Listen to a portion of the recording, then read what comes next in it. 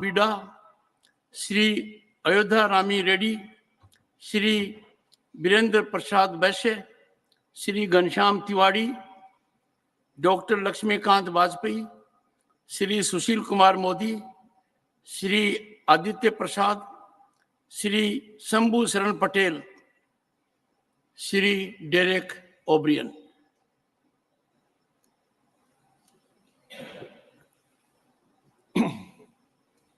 Thank you very much, sir, for allowing this discussion on an important subject to be taken up. Sir, a short duration discussion is a time where an opposition MPs get a chance to express ourselves. And we thank you not only for taking this discussion up, sir, because there is a tradition here to take one short duration discussion every week. Not only have you taken this discussion up, but the normal time for this discussion is 2.5 hours. And I've just noted that it's actually been expanded to 4 hours. So we appreciate that. And if this short duration discussion on an issue which is primarily put up by members of the opposition and of course, and of the treasury benches. Sir, I think it will go a long way in having a house running. You wanted to run 100% without any disruption. Let me, on behalf of my party, the Trinamool Congress, and I'm sure many of my colleagues from other parties on this side share the view, not 100%, sir. Till 22nd December, we'll make it run for 102%. And give us one short duration discussion next week, where I'm told that over 100 MPs from 12, 13 different political parties want to have a discussion on the steps to be taken to strengthen cooperative federalism. We want to discuss this, sir, in a meaningful way. Now, on this subject. Sir, elections come and go. Some win, some lose. Sir, but the real winner after every election, besides, of course, the parliamentary democracy, are the people. And on the subject, sir, on the economy, which is the subject of our discussion, how is the economy looking? And I think it depends on whose eyes are you looking through. If you're looking at the economy this morning when you get up, and if you're into the stock market, you should be very happy. Some 69,000 in the stock market. Should be very happy. If you're looking at the economy through the eyes of the billionaires, you should also be very happy.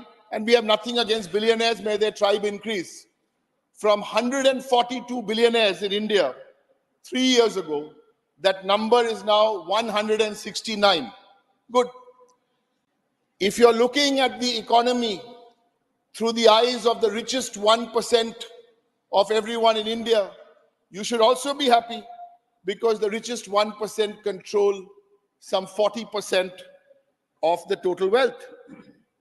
And since the finance minister is here, and thank you, ma'am, for being here, because whenever we try and have some meetings with ministers with our state government, the Minister of State is sent to meet us. So I really appreciate that the minister herself is here. If you're looking at it through the eyes of the finance minister, you should also have not a bad Tuesday afternoon, thinking that the GDP is projected to grow at, or had 7.6% in the second quarter. Sir, but if you look at the economy through the eyes of any family, anywhere in the country, what will those eyes looking at the economy tell you, sir?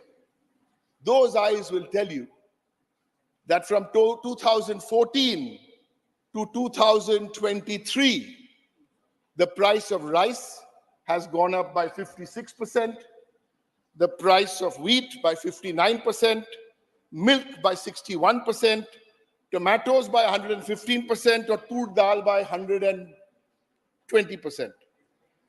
Gas now has come down, but before the elections it came down. And there is a saying in Bangla, sir, Hajar takai ranna hocche bina poishar chal. You must have picked up some Bengali. Hajar takai ranna hocche bina poishar chal. In other words, the Prime Minister is giving you the gas, which is 1,000 rupees. The rice is free, but the gas is 1,000 rupees. Sir, if you look at this economy, and this is somebody I actually met, her name is Nupur Hati. She's from Hooghly district. Nupur Hati clutches on to her laminated job card because she hasn't received her Manrega wages. Or look at the economy to the 21 lakh workers who, like Nupur Hati, has worked, but it's been 2 years, even though she was guaranteed 15 days, she has not received these wages, adding up to some 15,000 crores. That's only one state. If you take all states, the number will be more. Or if you look at this economy through the eyes of any young man or young woman and the economy, and he or she will tell you that 25% of youth unemployment. So through you, sir, I ask this government, has this wealth which has been created, has it been passed on equitably? Has it been passed on equally? And that's the point today, sir, of what we are discussing.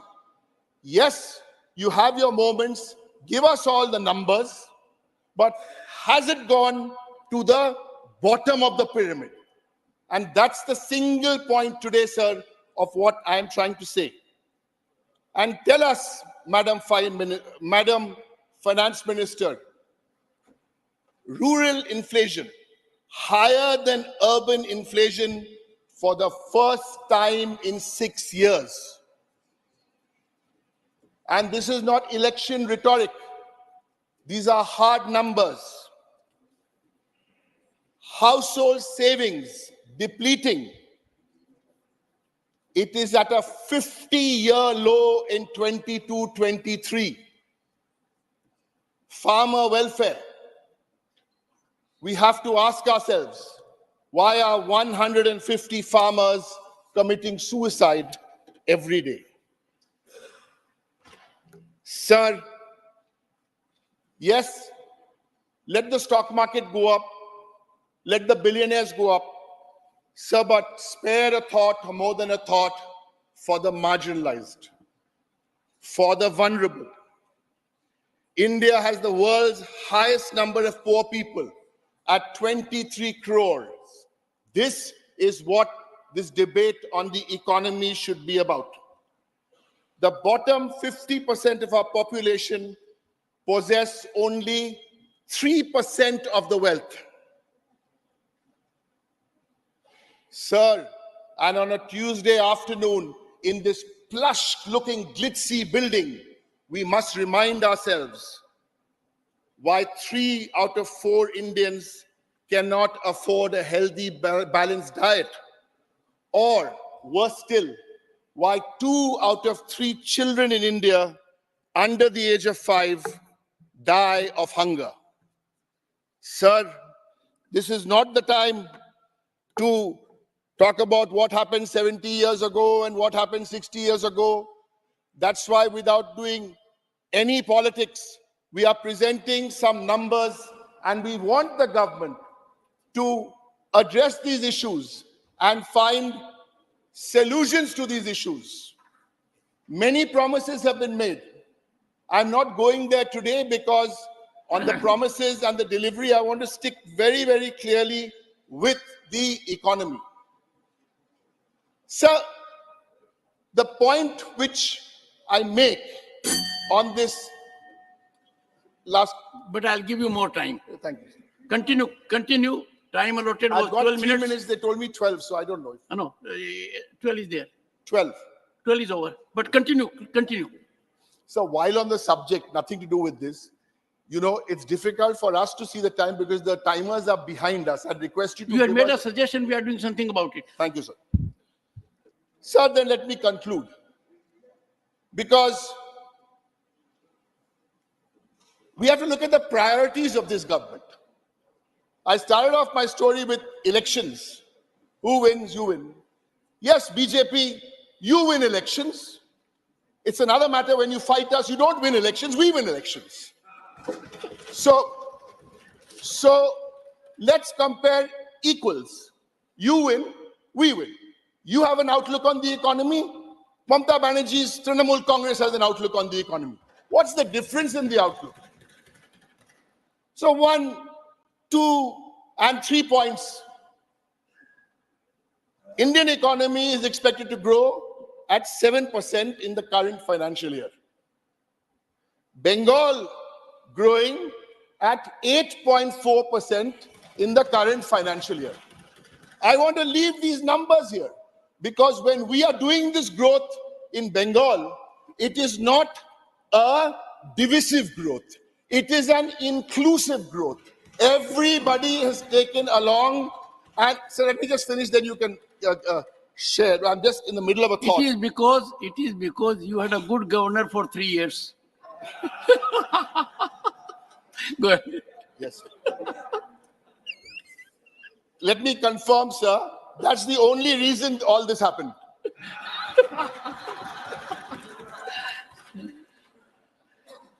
I only don't want to add 3 points. So I gave you the growth number. I want to take one other number of one social sector view. On our view, the Trinamool view, because they win and we win, and the BJP view. And I'll give you one more economic number, sir, then I'll give you the social sector. On the All India Index of Industrial Production, the national average 22-23 is 5%, and Bengal's growth on this has been 8%. So this is the economy. And I'll end with one more example. As I said, it's just one example on the outlook. You have your Beti Bachao program. And in the outreach for that program, about 80% of your budget for the program is for publicity and advertising. My question is, will this government and the answer tell us how many women's lives were actually touched by this program? In Bengal, which the United Nations acknowledged, we have a program called Kanyashri. If you ask me how many lives were touched, I will give you an exact number. 78 lakh women benefited. Sir, I'll conclude by saying that yes, you win, we win. You have a view on the economy. We have a different view on the economy. And there's even another very, very big difference between who you are and who we are, because we also believe that no one can worship God either in a mosque or in a church or in a big temple, or love his neighbor on an empty stomach. Thank you, sir. Honorable members, I now call upon the members whose names have been received for participation in the discussion.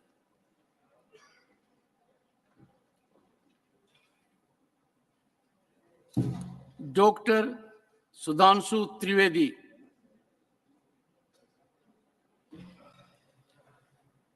माननीय 25 सभापति minutes. महोदय, Dr. Trivedi, 25 minutes.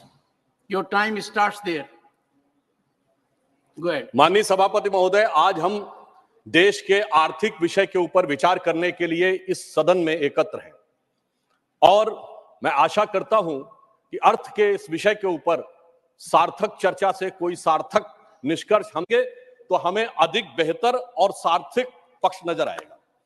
मैं अपने सम्मानित सदस्यों का ध्यान आकर्षित करना चाहता हूं कि इस समय जो ग्रोथ रेट अवेलेबल है, जिसका सोर्स है IMF, वर्ल्ड इकोनॉमिक फोरम, अक्टूबर 2013। मैं छोटे मोटे देशों की बात नहीं कर रहा हूं, सामान्य देशों की बात नहीं कर रहा हूं। अमेरिका की 1.5 है %, European union 1.2, Germany 0.9, France 1.3, Italy 1.7, Spain 1.7, Japan 1, England 0.6, Canada 1.6 और अदर एडवांस कंट्रीज 2.2 और इसमें भारत 6.3। अब ये अक्टूबर 2023 का है और इतना ही नहीं मान्यवर, चुनौतियां कितनी बड़ी हैं इससे समझना चाहिए कि अमेरिका में सिलिकॉन वैली बैंक और सिग्नेचर बैंक, दो बड़े बैंक डिफॉल्टर हो गए। चाइना में वहां की सबसे बड़ी रियल एस्टेट कंपनी एवरग्रांड डिफॉल्टर हो गई। यह सामान्य बात नहीं है। दुनिया के दो बड़े देशों में इतनी बड़ी आर्थिक चुनौतियां हैं और उनके बीच में से मैं विनम्रता से पूछना चाहता हूं, हमारे यहां क्या कोई ऐसी स्थिति का आपको कोई उदाहरण मिला है? यह दर्शाता है कि इन विपरीत परिस्थितियों में हम किस प्रकार से आगे जा रहे हैं। अभी माननीय डेरेक ओब्रायन जी ने जो बात कही थी मनरेगा के संदर्भ में, तो मैं ये भी जरूर स्मरण कराना चाहता हूं कि भारत सरकार ने जो जो जानकारियां मांगी थी वो भी किस रूप में पश्चिम बंगाल की सरकार ने दी है वो भी सामने आ जाता तो और भी बेहतर था। अब मैं ये बताना चाहता हूं कि भारत के बारे में जब अगर आईएमएफ ने कहा है कि इंडिया की प्रोजेक्टेड ग्रोथ रेट 11.5% होगी, चाइना की 8% हो सकती है, यूएस की 5.1, ये वर्ल्ड इकोनॉमी को लीड करेंगे। अर्थात अब हम वर्ल्ड इकोनॉमी के लीडर के रूप में उभर कर सामने आते जा रहे हैं। और ये क्यों हुआ है?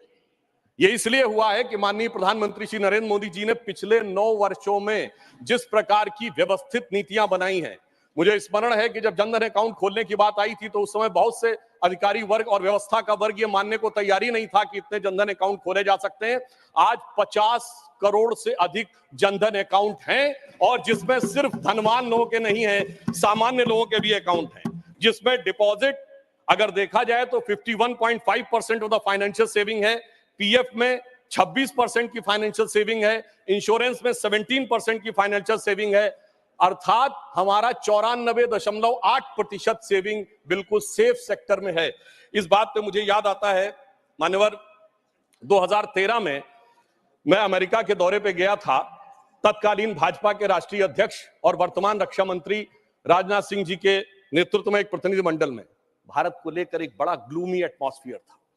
वहां पे लोग कहते थे the success story of India is over, मगर हम लोगों ने उन्हें आश्वस्त किया था the success story of India is not over, success story of India is waiting for Modi ji to come into power. और आज अगर हम देखें तो वो साफ दिखाई पड़ रहा है। और मैं ये भी बताना चाहता हूं कि केवल ऐसे नहीं हो रहा है। यदि हम इन आंकड़ों को गंभीरता से देखें तो पिछले समय के मुकाबले में अगर हमारे एक्टिव मोबाइल कनेक्शन जो पहले 93 करोड़ थे वो अब 110 करोड़ हुए हैं, तो मानी हुई बात है, इसमें बढ़ोतरी हुई है। अब यहां पर महत्वपूर्ण बात क्या है? पहले हम मोबाइल हैंडसेट का इंपोर्ट 78% करते थे मोबाइल हैंडसेट का, अब 4% करते हैं। तो क्या ऐसा तो नहीं है कि अगर हम 4%, इसका मतलब हमारी कितनी इसमें फॉरेन की वैल्यू बची है? मोबाइल फोन एक्सपोर्ट में हम पहले 1500 करोड़ के आसपास थे, आज 90,000 करोड़ रुपए के आसपास है। अगर हम नंबर ऑफ ऑटोमोबाइल सेल देखें तो मैं ये भी विनम्रता से ध्यान दिलाना चाहता हूं, अब ये सर्वेक्षण भारत सरकार का नहीं है कि ऑटोमोबाइल मैन्युफैक्चरिंग में, ऑटोमोबाइल की होल्डिंग में हम दुनिया के तीसरे नंबर के देश बने हैं। 7.5 करोड़ परिवार भारत में ऐसे हैं जिनके पास कोई ना कोई एक ऑटोमोबाइल जरूर है, चाहे 2 व्हीलर हो या 4 व्हीलर हो। तो मानी बात है वो 7.5 करोड़ कोई धनाढ्य करोड़पति अरबपति नहीं है। ये इक्विटेबल डिस्ट्रीब्यूशन ऑफ वेल्थ का जो प्रयास प्रधानमंत्री मोदी जी के नेतृत्व में हुआ है, ये उसका प्रमाण है। अब मैं ये भी बता देना चाहता हूं कि पहली बार ऐसा हुआ है कि एशिया की इकोनॉमी कौन राइज करेगा, इसके बारे में यह कहा जा रहा है कि अब वो चाइना से शिफ्ट होकर भारत एशिया की इकोनॉमी का इंजन बन के उभरेगा। मैं एक और डाटा अभी बता देना चाहता हूं कि जो हमारे कंज्यूमर एसोसिएशन है उसने आंकड़ा दिया कि वर्तमान दीपावली का जो फेस्टिव सीजन गुजरा है और छठ का मिलाकर 4 लाख करोड़ रुपए की स्पेंडिंग हुई है, जिसमें छोटे सामान खरीदने से लेके, घरेलू सामान खरीदने से लेके, बर्तन, सोना चांदी, सारी चीजों में अगर 4 लाख करोड़ रुपए की स्पेंडिंग भारत की जनता ने की है, तो कहीं ना कहीं ये अंधकार से निकलते हुए दीपावली के समान एक नई ज्योति के साथ भारत की अर्थव्यवस्था को ले जाने का एक संकेत भी दिखाता है। और मुझे यह भी याद आता है मान्यवर, जब मैं इंजीनियरिंग का छात्र था, एक दौर था जब भारत का, 91 की बात कर रहा हूं, फॉरेन एक्सचेंज रिजर्व 1 बिलियन पे आ गया था। 2 बार रुपये का डिवैल्यूएशन हुआ था, सोना गिरवी रखा गया था। लोगों को याद होगा जुलाई अगस्त की बात, तो एक 91 की दिवाली थी, एक वो भी दिवाली थी जब उजड़ा हुआ गुलशन था, रोता हुआ माली था। एक ये भी दिवाली है जब महका हुआ गुलशन है और ज्योत निराली है, एक वो भी दिवाली थी, एक ये भी दिवाली। अब मैं यह भी कहना चाहता हूं कि अगर हम केवल कुछ आंकड़ों को देख लें कि हमारे बारे में दुनिया के जो बड़े बड़े आर्थिक विशेषज्ञ हैं वो क्या कह रहे हैं। स्टैंडर्ड्स एंड पुअर कहता है, as China's economy slowing, the main engine of growth in Asia Pacific moved away from the world's second largest economy to South Asia and Southeast Asia, and Indian economy is expected to power ahead the next years of leading growth in the region. Morgan Stanley अपनी report में कहता है, जो पहले कहता था, the famous Morgan Stanley report in January 2014, जिसमें उसने कहा था कि India has fallen into fragile 5, और the same Morgan and Stanley in October 2013 कहता है, describes India at its most preferred emerging market and increase its overweight stance in Indian equities. यानी वही जो कहता था कि हमारी अर्थव्यवस्था डूबने के कगार पे है, वो अर्थव्यवस्था अब हमारी उभरने के कगार पे उभरती हुई दिखाई पड़ रही है। Global economy is getting weaker and there are only a few bright spots such as US and India, says chief economist of the World Bank. A working paper released in April 2023 says, stacking up the benefits lessons from the Indian digital journey. इसका मुख्य कारण उन्होंने बताया है कि प्रधानमंत्री श्री मोदी जी के नेतृत्व में जो डिजिटल ट्रांसफॉर्मेशन हुआ है, उसने भारत को एक नए स्वरूप में पहुंचाया है, और इसीलिए यह कहा है आईएमएफ ने कि इंडिया एक फास्टेस्ट ग्रोइंग इकोनॉमी के रूप में आगे बढ़ रहा है। और यह केवल ऐसे ही नहीं हुआ है। अगर आपने देखा कि लास्ट मंथ में फिच ने अपनी रेटिंग भारत की एक्सपेक्टेड ग्रोथ रेट 5.5 से बढ़ाकर 6.2 कर दी, और चाइना की 5.2 से घटाकर 4.5 कर दी। इसीलिए मैं सिर्फ मेजर इकोनॉमी से कंपैरिजन कर रहा हूं। यह दर्शाता है कि दुनिया किस हालात में है और मोदी जी के नेतृत्व में हम किस हालात में हैं, इसे समझने की जरूरत है। और यह क्यों हुआ? क्योंकि हमारी वित्तीय नीतियां बहुत सार्थक और व्यवस्थित ढंग से आगे बढ़ी। सबसे ज्यादा इंफ्रास्ट्रक्चर अगर आप देखेंगे बजट में, तो इंफ्रास्ट्रक्चर में हुआ। रेल, रोड, पोर्ट्स बने। गरीब कल्याण के लिए चाहे 80 करोड़ लोगों को कोविड के दौरान धन देने की जरूरत नहीं, मैंने कहा अनाज देने की जरूरत पड़ी। कई बार लोग प्रश्न करते हैं इसकी क्या जरूरत थी। मान्यवर, जब सप्लाई चेन्स खत्म हो गई थी, अगर आप किसी को पैसा दे देते तो वो चीज की व्यवस्था करता कहां से, इसलिए वो अनाज पहुंचाने की व्यवस्था थी। और अगर हम परचेजिंग मैनेजर इंडेक्स की बात करें तो अक्टूबर में 58.4 हुआ है, जो कि सर्विस सेक्टर में अगर हम देखें तो स्ट्रॉन्गेस्ट आउटपुट है पिछले 13 वर्षों में। मैन्युफैक्चरिंग सेक्टर में 28 कंसेक्यूटिव मंथ में वो बढ़ता हुआ 50.5 है अक्टूबर 2023 में। और डोमेस्टिक एयर ट्रैफिक में 11% की बढ़ोतरी हुई है अक्टूबर 2023 में। अब मैं अपने विपक्ष के सम्मानित सदस्यों के संज्ञान में लाना चाहता हूं, अगर एयर ट्रैफिक में बढ़ोतरी हो रही है तो मानी हुई बात है अर्थव्यवस्था में कुछ ना कुछ सुधार दिखाई पड़ रहा होगा। इसी कारण से यह दिखाई पड़ रहा है। सितंबर 2023 में जो इंडस्ट्रियल प्रोडक्शन है वो 5.8% की ग्रोथ के साथ लगातार ग्रोथ कर रहा है, जो अगस्त के अनुसार, अगस्त की तुलना से अगर पूरे देखें तो विगत 14 महीनों में सबसे अधिक है। अब अगर ओवरऑल एक्सपोर्ट देखें तो अक्टूबर में 9.43% ईयर ऑन ईयर बेसिस के ऊपर बढ़ा हुआ है, जो $62.26 बिलियन के आसपास पहुंचा है। सर्विसेज ट्रेड सरप्लस एक्सपोर्ट में हम 22% की वृद्धि करते हुए दिखाई पड़ रहे हैं। अक्टूबर 2023 का डाटा है। परंतु हम आए किस चुनौती से, यह भी ध्यान रखना चाहिए। बैंकिंग सेक्टर में एक बहुत बड़ी चुनौती थी। वो चुनौती यह थी कि उस जमाने में जितने नॉन परफॉर्मिंग एसेट्स थे, बैंकों को जो लोन दिए गए थे, वो हमारे लिए एक बहुत बड़ी चुनौती थी। और एनपीए 2014-15 के टाइम में बहुत तेज गति से आगे बढ़ रहा था। अब आईएमएफ प्रोजेक्ट करता है कि इंडिया की ग्रोथ भी आगे बढ़ रही है, हमारा बैंकिंग सेक्टर काफी बेहतर तरीके से आगे बढ़ता हुआ दिखाई पड़ रहा। मैं इस संदर्भ में कोट करना चाहता हूं। मान्यवर, ये मैं नहीं कह रहा हूं, पिछली सरकार, बाद में हमारी सरकार में भी रहे, 2018 में अपने एक साक्षात्कार में रघुराम राजन जी ने कहा था, non performing assets bomb on Modi one regime, even though the Rajan said that the lending banks of 2006 to 8 was the origin of the bad loans which was in the UPA government. ये रघुराम राजन जी ने कहा कि 2006 से 8 के बीच में जो bad loans दिए गए उसके लिए भले ही आज, और ये नवंबर 2018 को उन्होंने एक साक्षात्कार दिया है, उसमें आया है। इसलिए हमने आज स्थिति ये की कि जन जन तक उस धन को पहुंचाया, उसको सुरक्षित किया और जन कल्याणकारी कार्यों में उसको स्थापित करने का प्रयास किया। और आज आप देखिए पब्लिक सेक्टर बैंक्स ने 1 लाख करोड़ रुपए का रिकॉर्ड प्रॉफिट अर्जित किया है फाइनेंशियल ईयर 2022 और 23 में। यानी कहां वो बैड लोन्स पे दबे जा रहे थे और कहां वो रिकॉर्ड प्रॉफिट करते हुए नजर आ रहे हैं। और state bank of India SBI, जिसके बारे में भी मात्र चंद महीने पहले की तो बात है, जो कहा जाता था कि साहब ये खराब हो गया, डूब गया वगैरह वगैरह, आज स्थिति यह है कि SBI has become the most profitable company in the India, and as per the recent quarterly result in quarter first of 2033-34, SBI has earned a profit of 18,537 crores. यानी ये जो है प्राइवेट और सरकारी दोनों के हिसाब से ये सबसे अधिक आया है। और कहां हम कर्ज के अंधेरे में डूबे थे और आज मोदी जी ने उसे कर्ज के अंधेरे से निकालकर बैंकिंग व्यवस्था को जन कल्याण के सवेरे तक लाने में सफलता हासिल की है। और अगर हम पिछले समय में देखें तो ट्विन बैलेंस शीट जो बैंक्स एडॉप्ट करते थे वो अपने आप में एक समस्या थी, परंतु वित्त मंत्री जी के नेतृत्व में जिस प्रकार के प्रावधानों में परिवर्तन किया गया उस कारण से अब ये ट्विन बैलेंस शीट एक नए समाधान के रूप में आगे बढ़ रही है। आज अगर देखा जाए तो हम 2 लाख करोड़ रुपए के वर्थ के इलेक्ट्रॉनिक मैन्युफैक्चरर एक्सपोर्ट कर रहे हैं।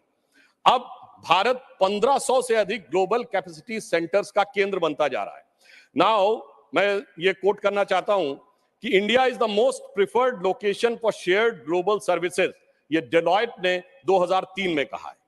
और हमारी सरकार ने कुछ महत्वपूर्ण निर्णय लिए, जैसे रेट्रोस्पेक्टिव टैक्सेस को रिपील किया। रेट्रोस्पेक्टिव टैक्सेस के कारण जो एक अनसर्टेनिटी बनी रहती थी अर्थव्यवस्था को लेकर, वो समाप्त हुई। और जहां तक गरीबी और पॉवर्टी की बात करते हैं तो UNDP की 2022 की रिपोर्ट को मैं कोट करता हूं, the relative reduction from 2015-16 to 2019-21 was faster. It is 11.9% year as compared to the previous time. यानी मोदी जी की सरकार आने के बाद गरीबी उन्मूलन बहुत तेज गति से हुआ। ये UNDP की रिपोर्ट कह रही है, ये हम नहीं कह रहे हैं। और IMF का ये कहना है कि extreme poverty was maintained below 1% in 2022 because of प्रधानमंत्री गरीब कल्याण योजना। यानी वो साफ मान रहे हैं कि प्रधानमंत्री जी ने जो योजना बनाई उस कारण से, जिसको हम गंभीर कहते हैं, गंभीर गरीबी कहते हैं, वो 1% से नीचे पे आई है। अब IMF की चीफ क्रिस्टिना जॉर्जिएवा ने अभी कहा है, 1 साल पहले उन्होंने कहा, India deserve to be called as the bright spot and otherwise the dark horizon because it has been the fast growing economy even during this difficult time, and most importantly this growth is underpinned by structural reforms। यानी IMF chief ये बात की तस्दीक कर रही हैं कि मोदी जी के नेतृत्व में जो आधारभूत संरचनागत परिवर्तन हुए उसी कारण से भारत एक ब्राइट स्पॉट के रूप में उभरता हुआ दिखाई पड़ रहा है। और जो इन्फ्लेशनरी प्रेशर्स हैं उसको देखते हुए भारत ने तुलनात्मक दृष्टि से महंगाई पर सबसे बेहतर नियंत्रण पाने में सफलता हासिल की है। ये कौन कह रहा है? ये कह रहे हैं mister Noel Quinn, who is a group chief executive of the HSBC, और ये उन्होंने 2022 में कहा। मैंने इसीलिए सिर्फ वो बातें कोट करने का प्रयास किया जिनके के द्वारा ये समझा जा सके कि किस प्रकार से अर्थव्यवस्था की इन चुनौतियों में हम क्रमशः आगे बढ़ रहे हैं। और मैं यह भी एक बात बताना चाहूंगा कि भारत की अर्थव्यवस्था अपने आप में किस प्रकार से आगे बढ़ रही है। मैं एक कोट करना चाहता हूं, एक नोबेल प्राइज विनर हैं, स्टैनफोर्ड यूनिवर्सिटी के professor, his name is Michael Spence, जिन्होंने 2022 में कहा, quote, the global economy is undergoing a regime change today. India is outstanding performer now, it's a power house of digital and life science, rearms its thriving digital ecosystem, and India is instead a digital system replacing existing retail systems. Entrepreneurs, companies, and are building solution to integrate existing and sometimes very small retail business into a digitally enabled supply chains, making them more effective. अर्थात विश्व का जो आधुनिक supply chain व्यवस्था है, जो आधुनिक infrastructure है, उसको मोदी जी के नेतृत्व में जो डिजिटल ट्रांसफॉर्मेशन हुआ है, उसने एक बड़ा परिवर्तन लाने की स्थिति बनाई है। अब मैं यहां पर यह कहना चाहता हूं कि वर्तमान समय में यदि हम देखें तो हमने उस जिम्मेदारी का निर्वाह किया है कि गरीब के पास जरूरत पड़ने पे जीवन की आवश्यकताएं भी रहीं, विकास के नए सोपान भी बनते रहे, रेलवेज का मॉडर्नाइजेशन हो, 90% से अधिक इलेक्ट्रिफिकेशन हो गया हो, 70 से अधिक एयरपोर्ट बन गए हो, भारत चीन सीमा के ऊपर हैवी इंफ्रास्ट्रक्चर का निर्माण हो, वो भी किया है, कोविड वैक्सीन भी सबके लिए उपलब्ध कराया है, और इसके बावजूद आज पहली बार ऐसा मौका है जब G20 और G7 कंट्रीज में हम दुनिया में सबसे बेहतर स्थिति में नजर आ रहे हैं। मुझे लगता है कम से कम ईमानदारी से इस बात को समझने का प्रयास करना चाहिए। परंतु ये जानते हैं क्यों हुआ है? कारण यह है कि प्रधानमंत्री श्री नरेंद्र मोदी जी इस बात को भली भांति उन्होंने समझा कि उनका धन को किस मार्ग से व्यय करना चाहिए। मैं कोट करता हूं, हमारे धर्मशास्त्रों में कहा गया है, धनात् धर्मः तथा सुखम।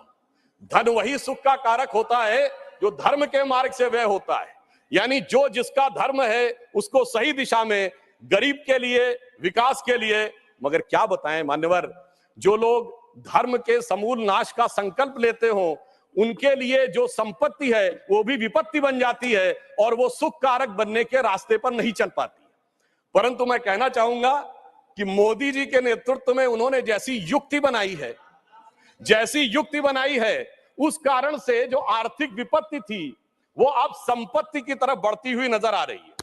अब यहां पर मैं एक और बात भी कहना चाहूंगा मान्यवर, कई बार लोग ये कहते हैं कि साहब आप लोग आर्थिक विषय की बात करते हैं, मगर मैं ध्यान दिलाना चाहूंगा कई बार आर्थिक विषयों की बात करते करते लोग किसी दूसरे विषय पे चले जाते थे। मैं ये याद दिलाना चाहता हूं कि एक दौर था मान्यवर जब भारत की अर्थव्यवस्था का मजाक उड़ाया जाता था। क्या कहा जाता था? ये 2% से ऊपर कभी ग्रो ही नहीं कर सकते। इसको कहा जाता this is the Hindu growth rate. ये कह के हमारा मजाक उड़ाया जाता था कि ये कभी 2% से ऊपर ग्रो नहीं कर सकते मान्यवर। मगर जब से हम लोग आए हैं, यानी जो लोग कहते हैं कि उन्हें हिंदू ग्रोथ रेट ज्यादा अच्छी लगती थी, अब ये 7.8% की हिंदुत्व की ग्रोथ रेट है, क्योंकि अब वो लोग आए हैं जो हिंदुत्व में विश्वास करते हैं। और मैं ये भी एक याद दिलाना चाहता हूं, इसे कोई संयोग माने या दैव योग माने, मान्यवर जब भारत स्वतंत्र हुआ, इस बार की दीपावली के लिए मैं एक और बात भी कहना चाहूंगा, एक नया परिवर्तन भारत का जानते कैसे आया? ये सब कुछ जनता के सहयोग, समर्थन और मोदी जी की युक्ति के साथ तो हो ही रहा है। एक नया स्वरूप भी भारत का उभर रहा है। वो क्या है? जब मान्यवर देश आजाद हुआ तो उस समय भारत की अर्थव्यवस्था पे ताला लगा हुआ था। हमारे तुरंत विपक्षी लोग कहते साहब कुछ था नहीं, बहुत कुछ हम कर नहीं सकते थे। और जब ताला खुला उस समय श्री राम लला विराजमान भी ताले में ही थे। जैसे ही राम मंदिर का आंदोलन शुरू हुआ, अर्थव्यवस्था के अंदर भी नया परिवर्तन शुरू हुआ। 90 से 92 का ही दौर है अर्थव्यवस्था में भी बदलाव का, भारत की अर्थव्यवस्था के खुलने का, भारत की राजनीति की व्यवस्था के भी बदलने का। और यही वो दौर है जिस समय विवादित ढांचा भी गिरा और नेहरूवियन मॉडल भी समाप्त हुआ। यानी अगर आप देखें तो वो दौर था जब फॉरेन एक्सचेंज रिजर्व भी 1 बिलियन पे था। परंतु मैं ये याद दिलाना चाहता हूं, कुछ लोग लगेगा ये तुलना है क्या, तो मैं ये भी याद दिलाना चाहता हूं, उसके बाद एक बड़ा दौर आया जब 2003-4 में, आप याद करिए, हम करंट अकाउंट सरप्लस कंट्री बने। 2003-4 के चौथे क्वार्टर में हम सबसे तेजी से बढ़ने वाली अर्थव्यवस्था हुई और इंडिया सक्सेस स्टोरी 2003-4 में कही जाने लगी। यही वो दौर था जब खुदाई हुई और 70 खंबे निकले थे, जहां से साबित हो गया था कि श्री राम लला विराजमान के पास ही वो मंदिर है। अब आप आइए साहब, उसके बाद 2019 में जब जजमेंट आया तो तब 1 बिलियन था, जब खंबे निकले तो फॉरेन एक्सचेंज रिजर्व 100 बिलियन था, अब मोदी जी के नेतृत्व में 500 बिलियन पहुंच गया। और इतना ही नहीं मान्यवर, अब जब राम मंदिर बनने जा रहा है तो हम 5वीं बड़ी अर्थव्यवस्था है, चौथे बड़े स्टॉक एक्सचेंज है, तीसरे बड़े ऑटोमोबाइल मैन्युफैक्चरर हैं, दूसरे बड़े मोबाइल के मैन्युफैक्चरर हैं, इंफ्रास्ट्रक्चर में इन्वेस्ट करने वाले हम नंबर 1 के देश हैं और चांद के छूते कोने को छूने वाले देश भी बन गए। और अब अगर आप देखें तो हम G20 में सबसे ऊपर बढ़ते चले जा रहे हैं। ये कह के मैं सिर्फ ये बताना चाहता हूं, कुछ ऐसे संयोग होते हैं जिनको देखने के लिए एक अलग दृष्टि चाहिए, जिसके लिए रामचरितमानस में एक चौपाई है कि सुमति कुमति सबके उर रही, यानी अच्छी मति और बुरी मति सबके मन में रहती है। नाथ पुराण निगम यह कहीं, ये पुराण और उपनिषद ये बताते हैं, और जहां सुमति तहां संपत्ति नाना, जहां कुमति तहां विपत्ति निधाना। तो इसलिए जो जो हम धनात धर्मात तथा सुखम की दृष्टि के साथ संपत्ति बढ़ते गए, वहां इस देश में संपत्ति आती गई। On the lighter note and on the serious note मैं ये भी कहना चाहूंगा, हम सब चाहते हैं कि भारत वर्ल्ड की नंबर 1 की इकोनॉमी बने और मां लक्ष्मी की कृपा इस देश पे बनी रहे, पर मां लक्ष्मी भी कमल पर ही विराजती है। और मैं अंत में ये कहना चाहता हूं कि इस बात को भली भांति समझ लीजिए, आप जितने आरोप प्रत्यारोप मोदी जी के ऊपर लगाते हैं, आप देखिए पूरी दुनिया में एक सुनामी आई हुई है। चाइना अमेरिका जैसे देश जूझ रहे हैं। ब्रिटेन में यह कहा जाता है कि जब जाड़े का मौसम आ गया है कि they have hardly money either to heat or to eat, यानी या तो खा लो या बिजली का बिल पेमेंट कर लो। उस दौर में मैं अगल बगल वालों की बात नहीं कर रहा हूं कि श्रीलंका और पाकिस्तान में क्या हो गया। जनाब, हमारा कैप्टन कितनी कुशलता के साथ इस सुनामी से भरी लहरों में लेके जा रहा है, मगर क्या कह रहे हैं विपक्ष वाले, अरे अगल बगल के पलटे जहाजों को मत देखो, दूर दराज के डहते जहाजों को मत देखो, ये जहाज के अंदर मुझे कुछ हिचकोले क्यों नजर आ रहे हैं उसके ऊपर देखो। तो मैं उनके लिए कहना चाहूंगा अपनी सरकार की तरफ से, और देखिए ये भी एक संयोग है, जब मैंने राम मंदिर की बात कही, संयोग से इस समय हमारी वित्त मंत्री जी के नाम में भी सीता भी है, रमण भी है और निर्मल भी है, यानी नई दिशा में आगे बढ़ रहे हैं। तो हम मोदी जी की तरफ से आपको एक लाइन कहना चाहेंगे अर्थव्यवस्था पे, जो आप लोग कहते हैं कि हमें इल्जाम मत दीजिए, बहुत अफसोस होता है, हमें इल्जाम मत दीजिए, बहुत अफसोस होता है, बड़ी तरकीब से कश्ती यहां तक लेके आए हैं, बदल देते हैं हम दरिया की लहरें अपनी हिम्मत से, आंधियों में भी अक्सर चिराग हमने जलाए। और फिर मैं एक बिंदु और कहकर, एक पंक्ति और कह के बात को समाप्त करता हूं। G20 में जो लोगों ने देखा उससे बहुत साफ दिखाई पड़ रहा है कि अब हमारे साथी समझ पाए न समझ पाए, भारत की जनता उसे समझ रही है और वो उत्तरोत्तर उस दिशा में आगे आ रही है जो नए भारत का स्वप्न मोदी जी के नेतृत्व में साकार होता दिख रहा है। तो मैं ये कहता हूं कि स्वप्न देखा था कभी, वो आज हर धड़कन में है। हम अर्थव्यवस्था के जो स्वरूप में जा रहे हैं, स्वप्न देखा था कभी, वो आज हर धड़कन में है। एक नया भारत बनाने का इरादा मन में है और बढ़ रहे हैं हम प्रगति की ओर, उस रफ्तार से कर रहा है विश्व भी हमको नमन उस पार से। धन्यवाद।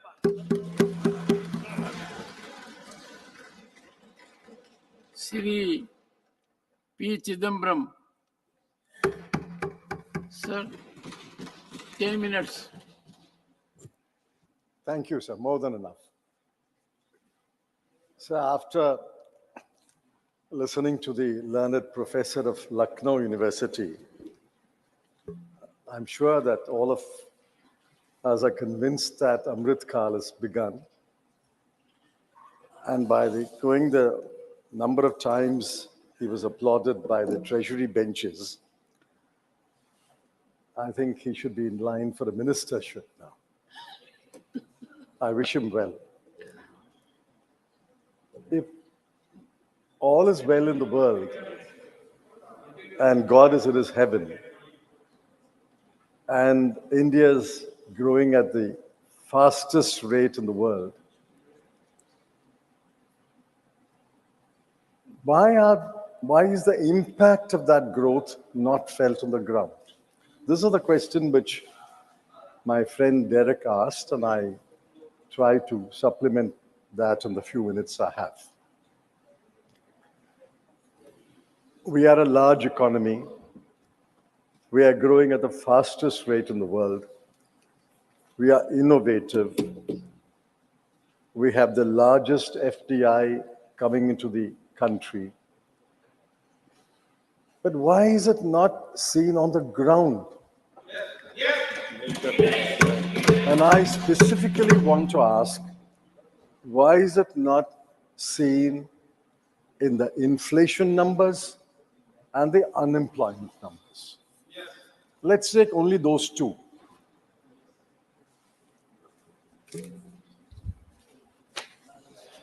Now, what are the unemployment numbers? And I'm going by official numbers. The government doesn't like the CMIE numbers, so we'll avoid the CMIE numbers. Mercifully, the BJP no longer talks about 2 crore jobs being created every year. Thank you for small mercies that you're not making these tall claims. That's one of the election jumlas. I didn't know the word jumla unless I heard it first from the Honorable Home Minister. Now let's focus on a few numbers. This is official numbers of the periodic labor survey. The worker population rate in this country is 46%, which means the number of workers to the population is 46. It's quite low, but let's take it as acceptable given the various circumstances of the country. Of the worker population, that is 46% of the total population, male worker population is 69%, but the female is only 22%. Of the worker population, less than 50% actually work. So if you apply 50% on 46%, effectively it means only that 23% of the people work. This has more or less been constant in the last 9.5 years of the BJP government. Now, why, I ask, if we have such scintillating growth, why is this numbers not improving? Now, my learned friend Derek O'Brien gave the numbers. In the age group 15 to 24, the unemployment rate is 23.22. Among graduates under the age of 25, the unemployment rate is 42%. Graduates between the year 25 to 29, it is still 23%. Graduates between the years of 30 to 34, it is close to 10%. It's 9.8%. A graduate in this country, and I spoke at a college, I said, I'm not frightening you, but you will graduate here. But unfortunately, 1 out of 4 will be unemployed. And even until the age of 35, 1 out of 10 will be unemployed. Why is this spirited growth, scintillating growth, not turning into jobs? That's the first question I'm asking. And keep in mind, most employment in this country is self-employment, 57%. Regular wage employees has declined from 24% to 21%. Apart from the quantity, the quality of employment is also poor. So I want the government to answer, why is this 10-year splendid period not reflecting in employment figures? The second one is about price rise. And on price rise, yes, inflation has come down in the last couple of months. I'm not disputing that. But please remember that even today, the CPI inflation is above the tolerance limit of 4 to 6% of the RBI. Food and light inflation is 4.3. Fuel and light inflation is 4.3. Food inflation is 9.2. What does the combination of high unemployment and high prices, what does it mean? It means that, and I think Derek hinted at that, it means that there is a cut, the impact will be felt in the cut in domestic consumption, cut in household consumption. The impact is you borrow more. Credit growth is driven in this country, according to the RBI, on personal loans and gold loans. The net financial assets of households has plummeted to the lowest level, 5.1%. What does this mean? It means that people are consuming less, people are borrowing more, they are liquidating their household assets and savings, and the net financial savings has come down to a historical low, a 50-year low of 5.1%. It also shows up elsewhere. It shows up, for example, in matters like child malnutrition. I'll just give you the numbers of child malnutrition, and are shocking numbers. They're shocking numbers of child malnutrition. Today, among children, you will find that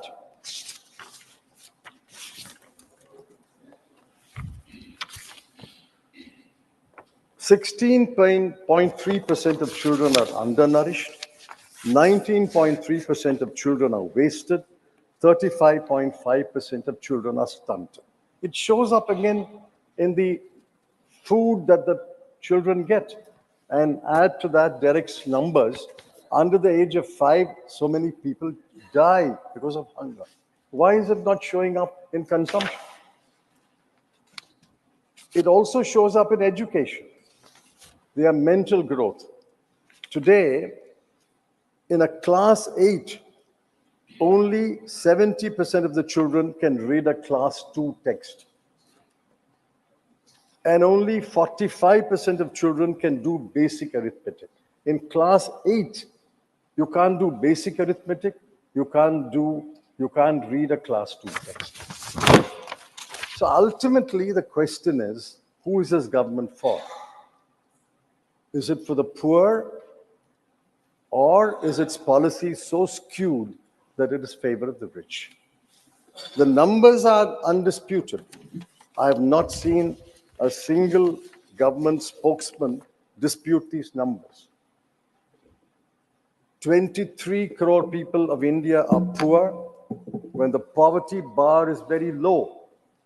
Poverty bar is 1,286 rupees per month per person in urban areas and 1,089 rupees per month per person in rural areas.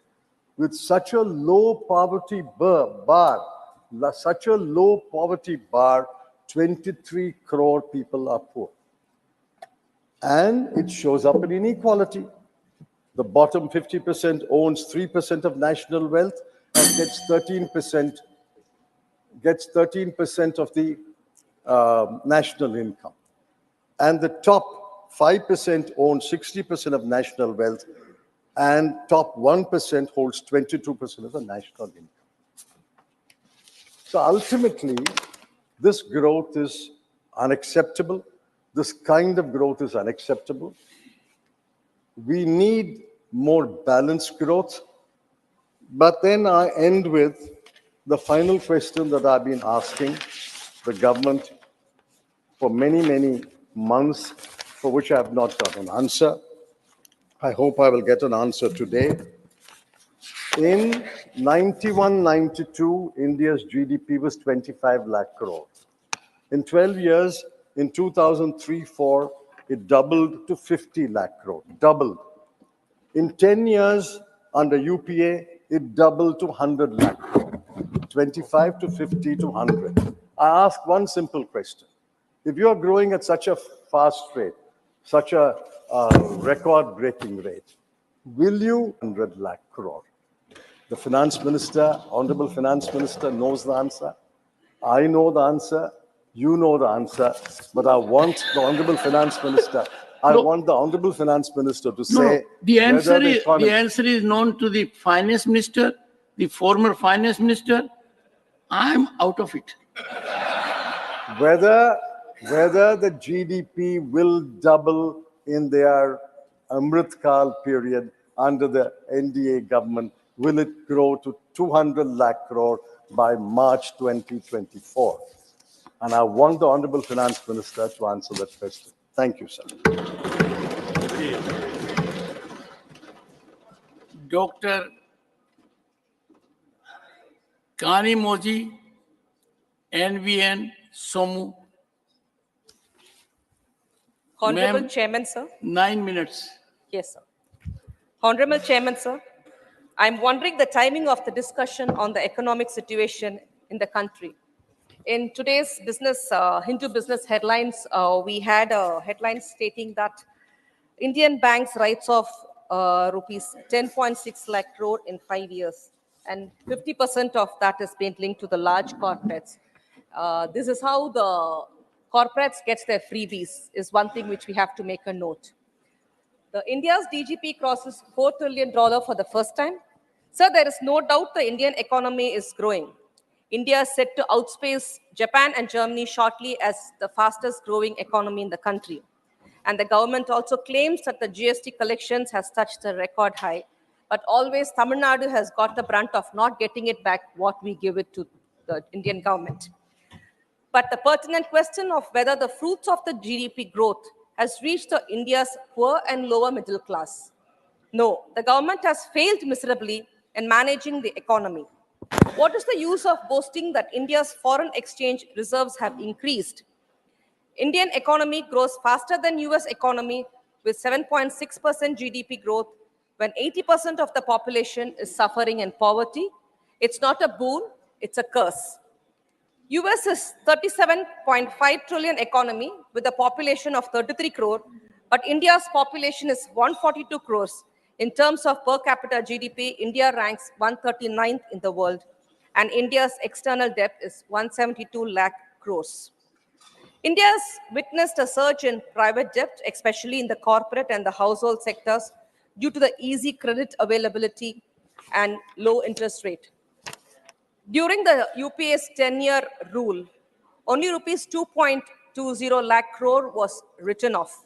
For a kind information, as of now, the Indian banks have written off as rupees 10.6 lakh crore in the 5 years.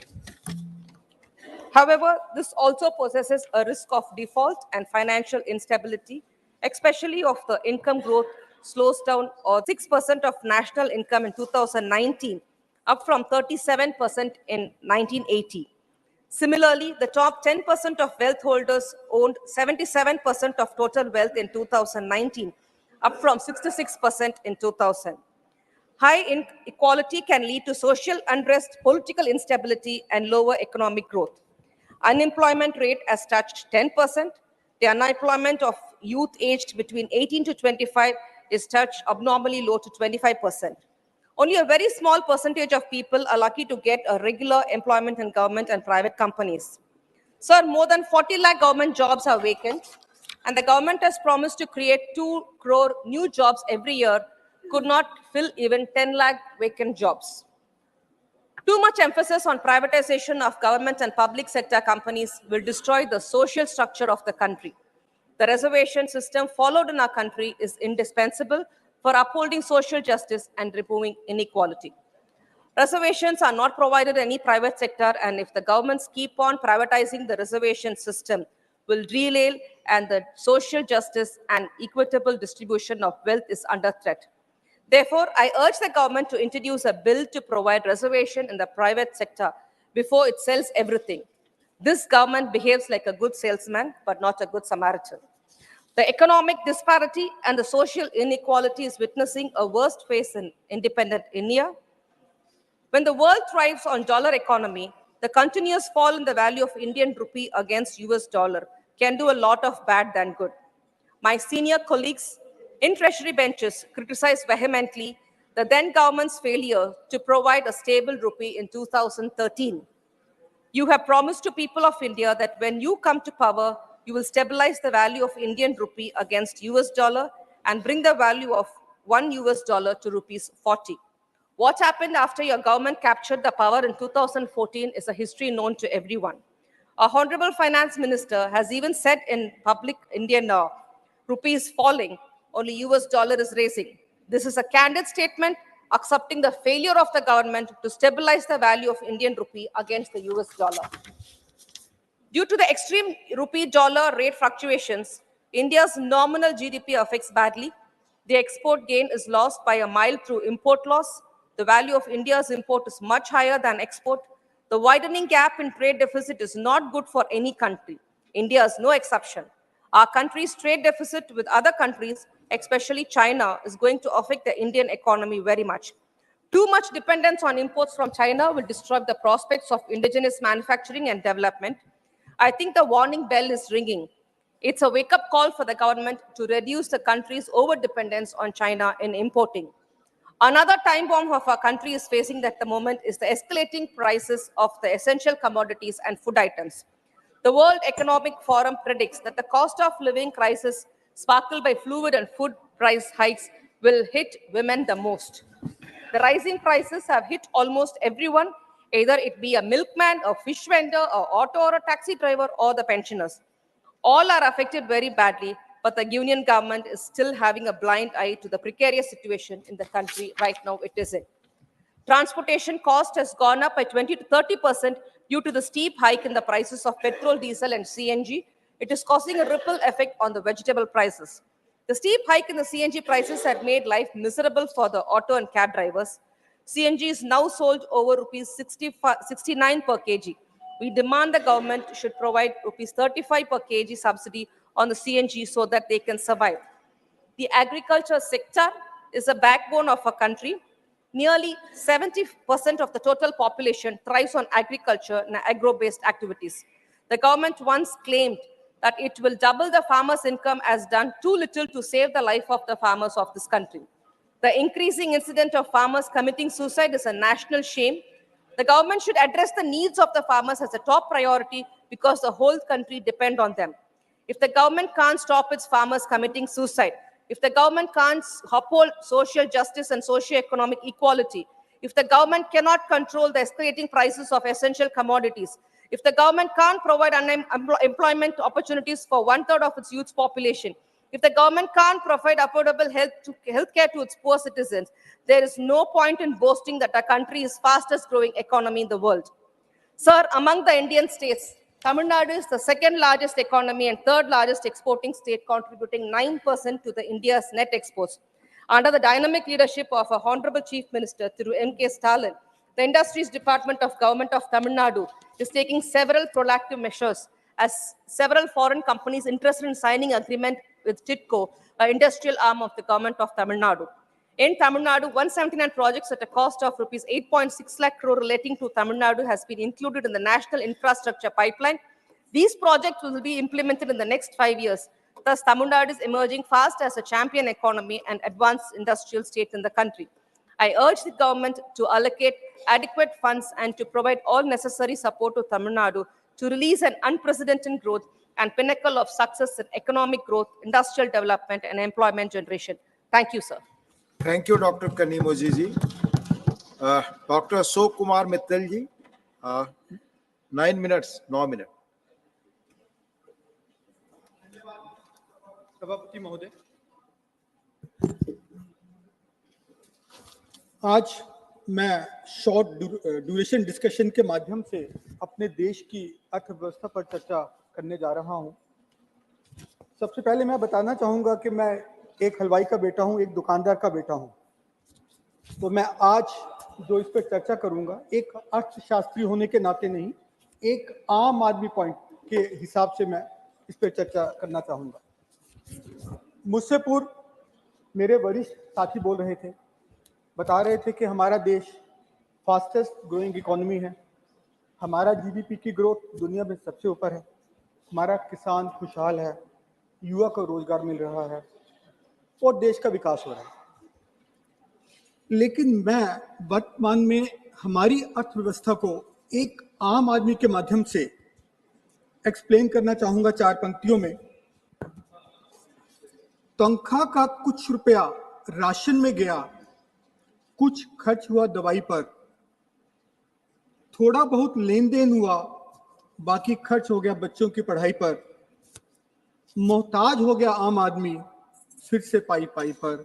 मोहताज हो गया आम आदमी, फिर से पाई पाई पर।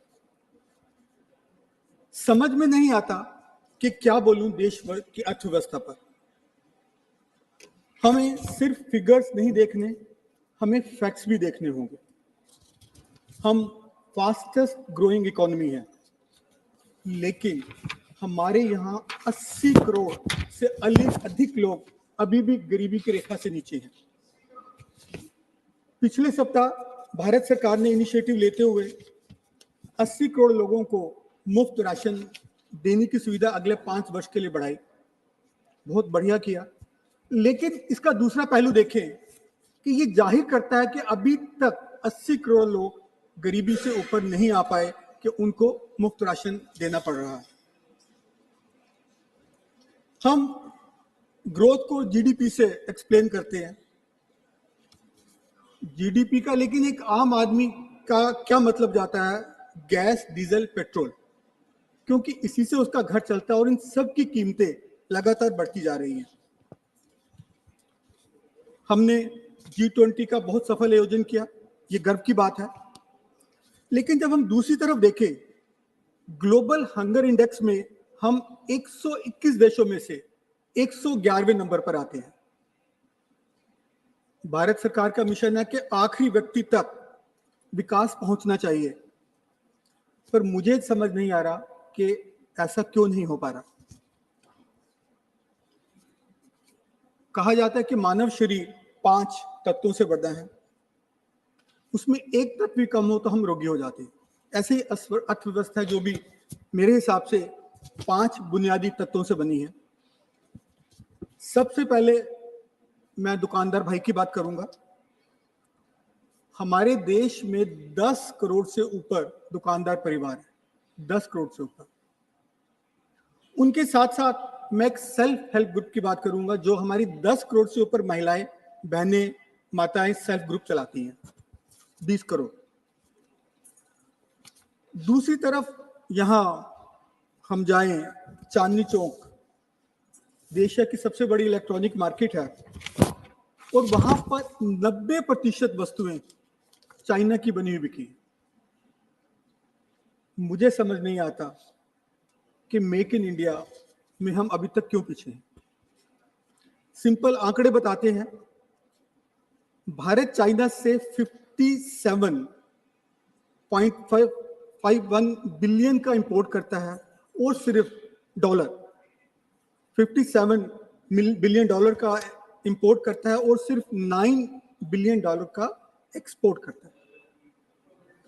तो मुझे समझ नहीं आता ये हमारी कैसी आत्मनिर्भरता है। मल्टीनेशनल अमेज़न और दूसरी कंपनियों ने भारत में आके हमारे दुकानदार भाई, हमारे सेल्फ ग्रुप वालों का बुरी तरह से प्रॉब्लम में ला दिया है, क्योंकि यदि वो कोई भी सामान इनके थ्रू बेचते हैं तो 30% कमीशन हमें अमेज़न को देना जाता है, जो कि विदेशी कंपनियों के विदेशों में जाता है। हमारा दूसरा तत्व है किसान भाई। हमारे भारत सरकार डायरेक्ट बेनिफिट स्कीम कर रही है और काफी कुछ कर रही है, बट दूसरी तरफ अभी कल ही होम मिनिस्ट्री ने नेशनल क्राइम रिकॉर्ड ब्यूरो के आंकड़े जारी किए, और उसमें भारत में पिछले वर्ष 2022 में 1 करोड़ 70 लाख सुसाइड हुए, जिसमें से 50 से 60 हजार किसान भाइयों के या हमारे मजदूर भाइयों के थे। वो ऐसा क्यों हो रहा है? वो ऐसे क्यों मजबूर हो रहे हैं? आउटस्टैंडिंग लोन्स, इन सब बातों की वजह से। और हर एग्रीकल्चर हाउस होल्ड पर 74,हजार रुपए का आउटस्टैंडिंग लोन है। तो मुझे लगता है ये एक चिंता का विषय है। हमारा तीसरा तत्व है हमारे युवा। हम यंग युवा, हमारे यहाँ यूथ है,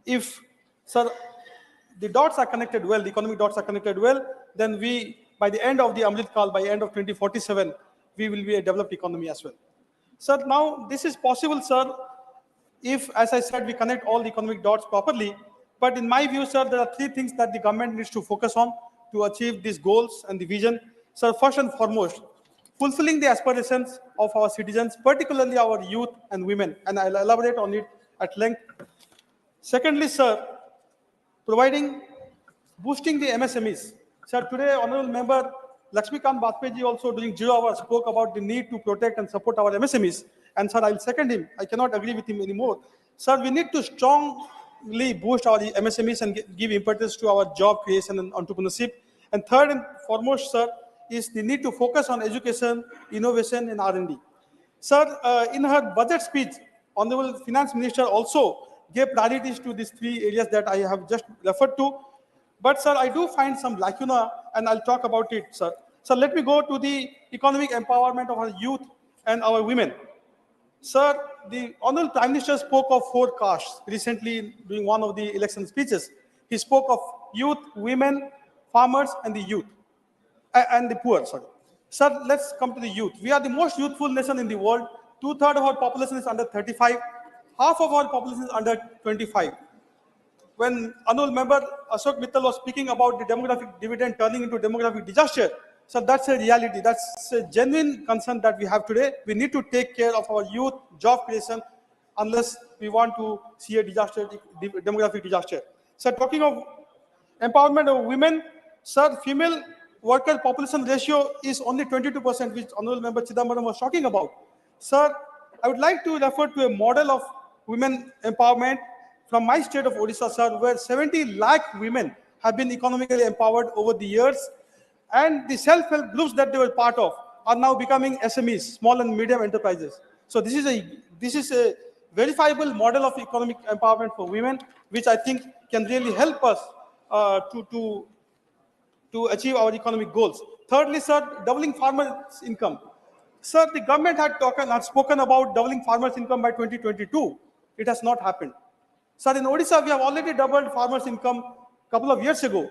In fact, we have received the Krishi Karman Award many times by Government of India, which showcases the importance and impetus that we have given to farmers. And sir, talking of inclusive growth, sir, there was a wide gap between the per capita income, national per capita income, and the state's per capita income in the year 2020-21. Today, sir, that has been drastically gapped. The gap has been drastically bridged. And today, sir, we are almost at par with the national per capita income. And sir, I'll give you statistics. Sir, the development expenditure of Odisha has increased more than 20 times over the last 20 years. Sir, more than 20 times over 2 decades. This is a huge humongous spend on development expenditure, which is shown in all our indicators and parameters. Sir, I'll come to the focus on education, innovation, R&D. Sir, way back in the 60s, Kothari Commission had recommended that we spend 6% of our GDP on education. We are nowhere close, sir, today. Sir, I will compliment the government of the day, and particularly Honorable Education Minister, that in this year's budget, the budget estimate of education is 1,13,000 crore roughly, which is 13% increase over the revised estimate of 22-23. Definitely, sir, this is the highest increase in outlay in expenditure over the RE of the previous year. But, sir, it's still not enough. It's only 2.8% of the budget, of our union budget. In contrast, sir, in Odisha, 30,000 crore has been earmarked for education in this year's budget, which is 12.3% of the total budget outlay of the state. 12.3% of the total budget outlay of the state is for education, sir. Sir, I think inspiration can be drawn by union government from Odisha on this. Sir, I'm extremely passionate about education, but I was sorry and sad to note that in her budget speech, the Honorable Finance Minister spoke about 7 priorities, what she called Saptarisis.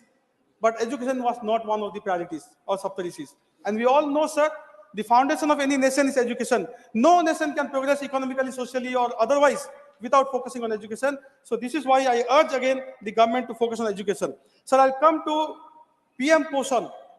Sir, Honorable Member Chidambaram ji spoke about, sir, child malnutrition. He gave some numbers: 16% undernourished, 35% stunted. These are numbers. Sir, again, I'm sad to note that the budget estimate for 23-24 for PM Poshan is 9% less than the RE, the revised estimate of 22-23. Sir, this will definitely reflect in poor learning outcomes and educational outcomes. Sir, I'll come to Sir R&D. Sir, Honorable PM has often spoken about India becoming a $1 trillion digital economy, which will be roughly 20% of our economy when we become a $5 trillion economy. But sir, tell me, sir, which nation can become a digital economy without focusing on R&D? And today we spend only 0.7% of our GDP on R&D. Comparable numbers, sir: Israel 4.9, US 4.5, sorry, US 3, South Korea 4.5, China roughly 2. We are only at 0.7. Sir, I compliment the government. I laud them because they brought in the Anusandhan National Research Foundation bill. And Prime Minister has often spoken about Jai Jawan, Jai Kisan, Jai Vigyan, Jai Anusandhan. But sir, we need to really focus on Anusandhan or research if we want to become a developed economy in the next couple of decades at least. And sir, finally, sir, I'll come to the focus on MSMEs. Sir, we are growing, no doubt, but it is not a job-led growth. Sir, I'm afraid that is becoming a job-less growth. Sir, that is because, sir, our focus on MSMEs is not to the extent what it should be. Sir, today MSMEs are crying for capital. They do not have access to capital. Sir, there are statistics, sir, that if the loan amount is less than 1 crore, then the default is roughly 1%. But if the loan amount is more than 100 crore, then the default is over 40%, sir. So who takes loans over 100 crores? It's the large enterprises. But the MSMEs take loan less than 1 crore and their default rate is less than 1%. But still, sir, we have not done justice to our MSMEs by giving them access to capital, by giving them access to technology. So, sir, I'll again urge the government, sir, MSMEs are the job creators of our country. They create wealth for the nation. They contribute 30% to our GDP. Sir, they roughly create 123 million jobs. Sir, that is roughly 12 crore jobs.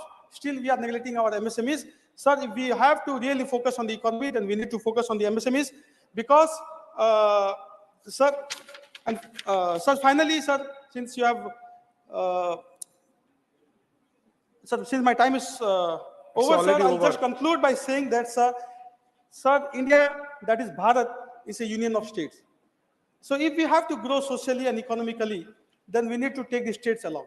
And this is why, sir, my Honorable Chief Minister, Sri Naveen Patnaik, has always believed in the philosophy of cooperative federalism. Sir, for him, empowering the 4.5 crore Odias socially and economically has been his highest duty. And this is why, sir, he has been appealing in various forums through the parliament and otherwise that, sir, we need support from the government of India Honorable to better our tele density, to better our railway density, to have, sir, more funds which we are Please conclude. Please conclude. Sir, I'm concluding, sir. So this is what. Sir, the Honorable PM has spoken about Purvodaya, which is the rise of the East. Sir, how can we have Purvodaya unless, sir, states like Odisha are supported economically by Government of India by, sir, giving us the funds that are due to us, by, sir, giving us the tele density, the highways, the banking facilities that we, sir, badly need. Thank you. Manni Sri V. Vijay Sai Reddy ji. Deputy Chairman, sir, thank you very much.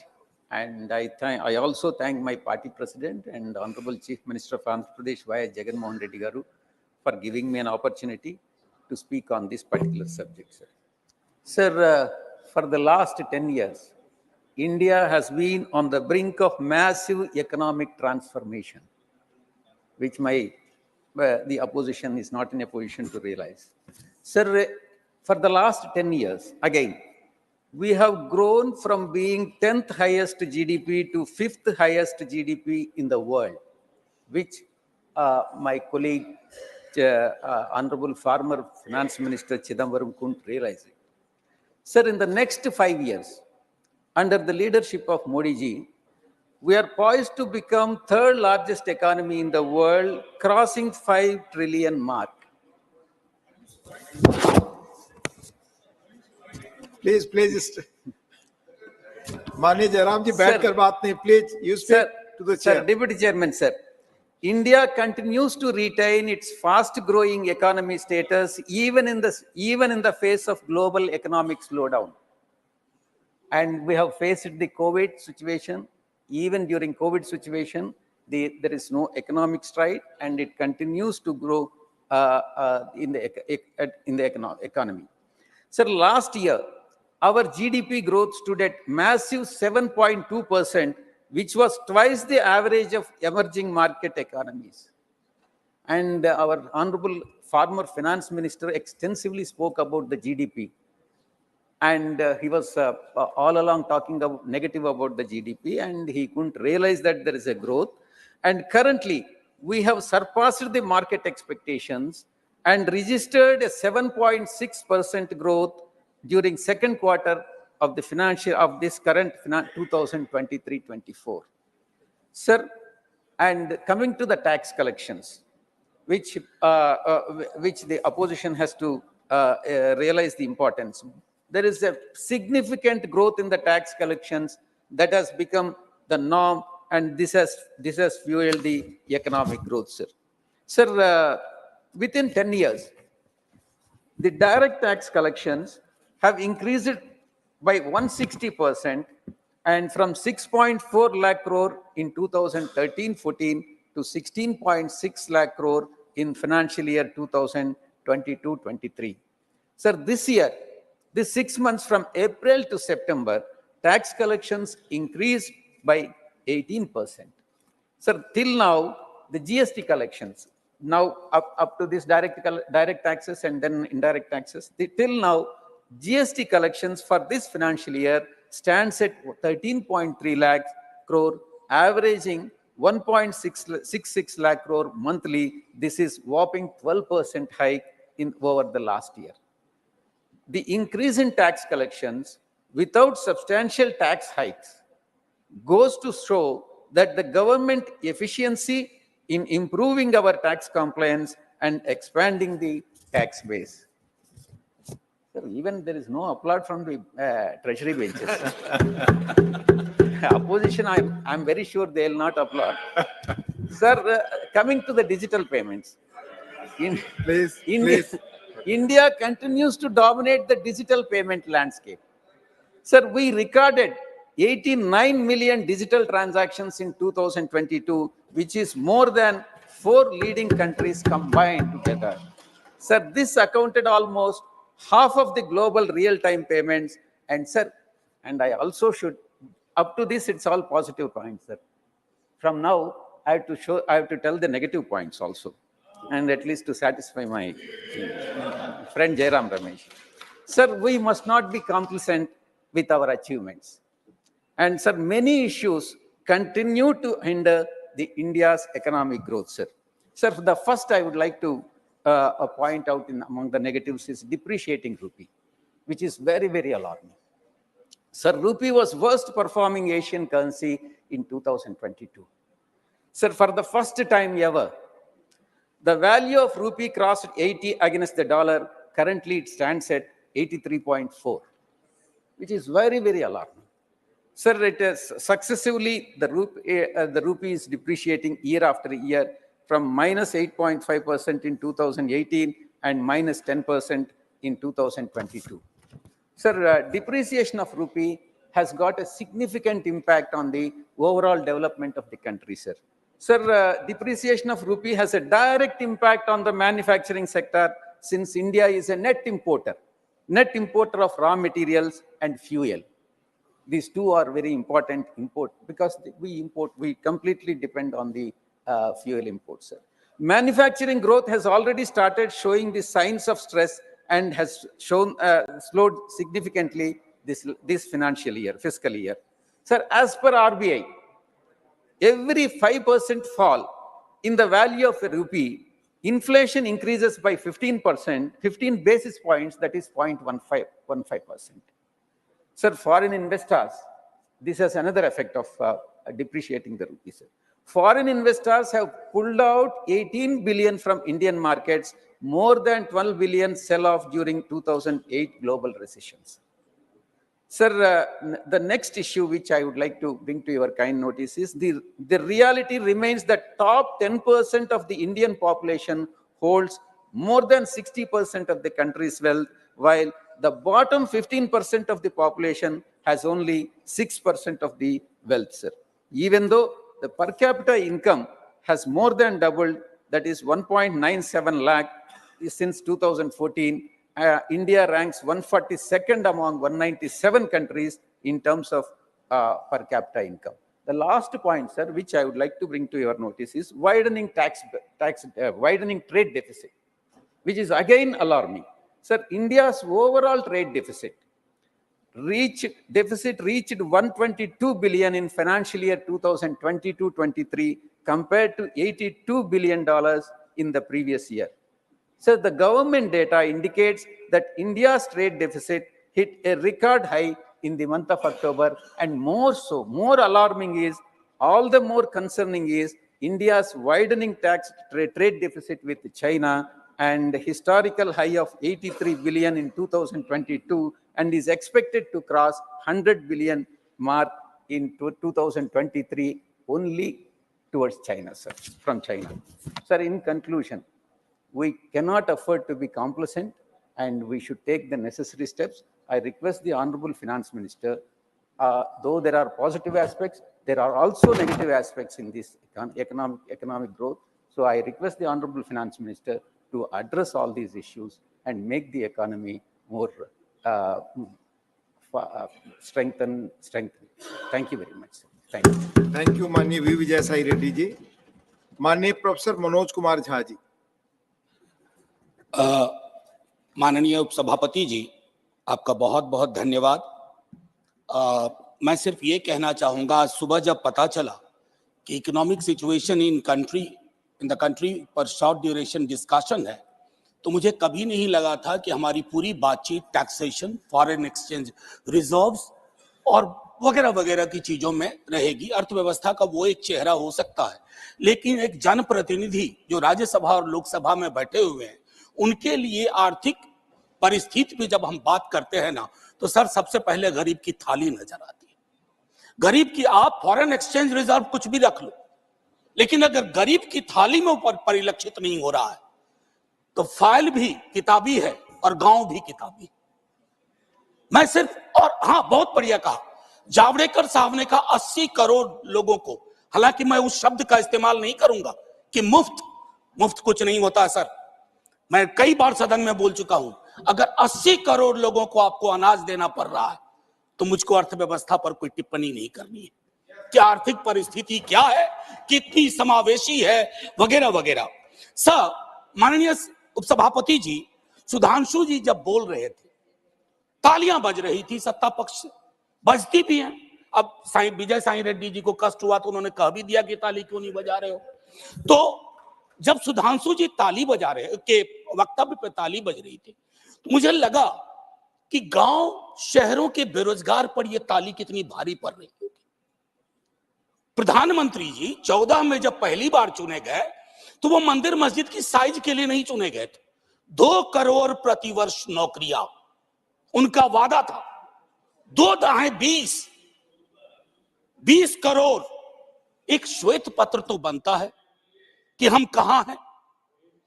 Sir, माननीय उपसभापति महोदय, मैं कुछ चीजें आपके मध्य, क्या ऐसा तो नहीं है कि हम मानव विहीन और मानवीयता विहीन ग्रोथ स्टोरी के पक्ष में भजन गा रहे हैं, करतल ध्वनि कर रहे हैं.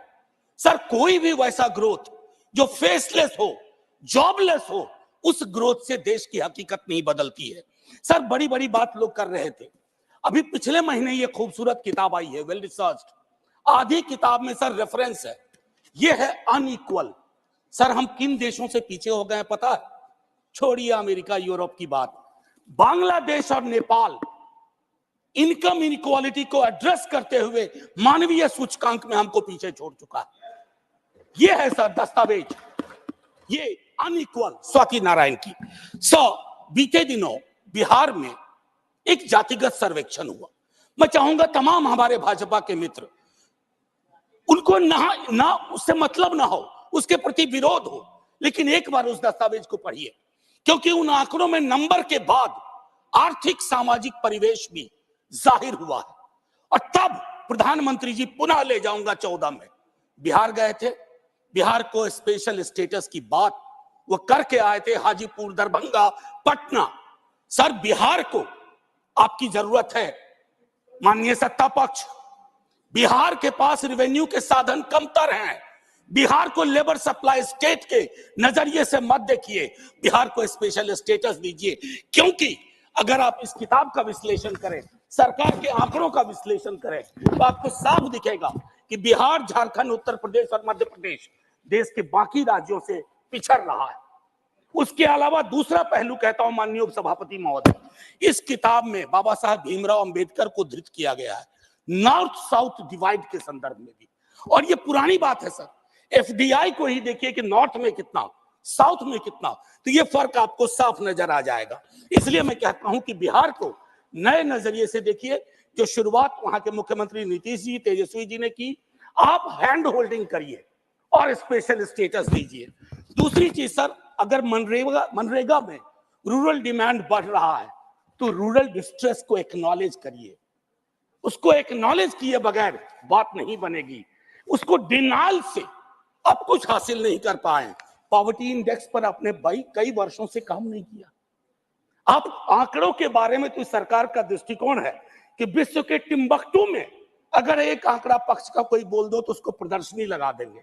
अगर कोई आंकड़ा सरकार को असहज करता है, कहेंगे हम तो इसको मानते ही नहीं, इनकी तो मेथोडोलॉजी खराब है।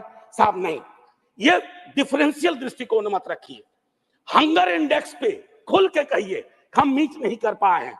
ये सत्ता पक्ष और विपक्ष का मामला नहीं है, ये मामला है हमारे कलेक्टिव फेलियर का। हमें एड्रेस करना होगा। आपको असल में लग गया सर, बस 1 मिनट लूंगा माफी के साथ।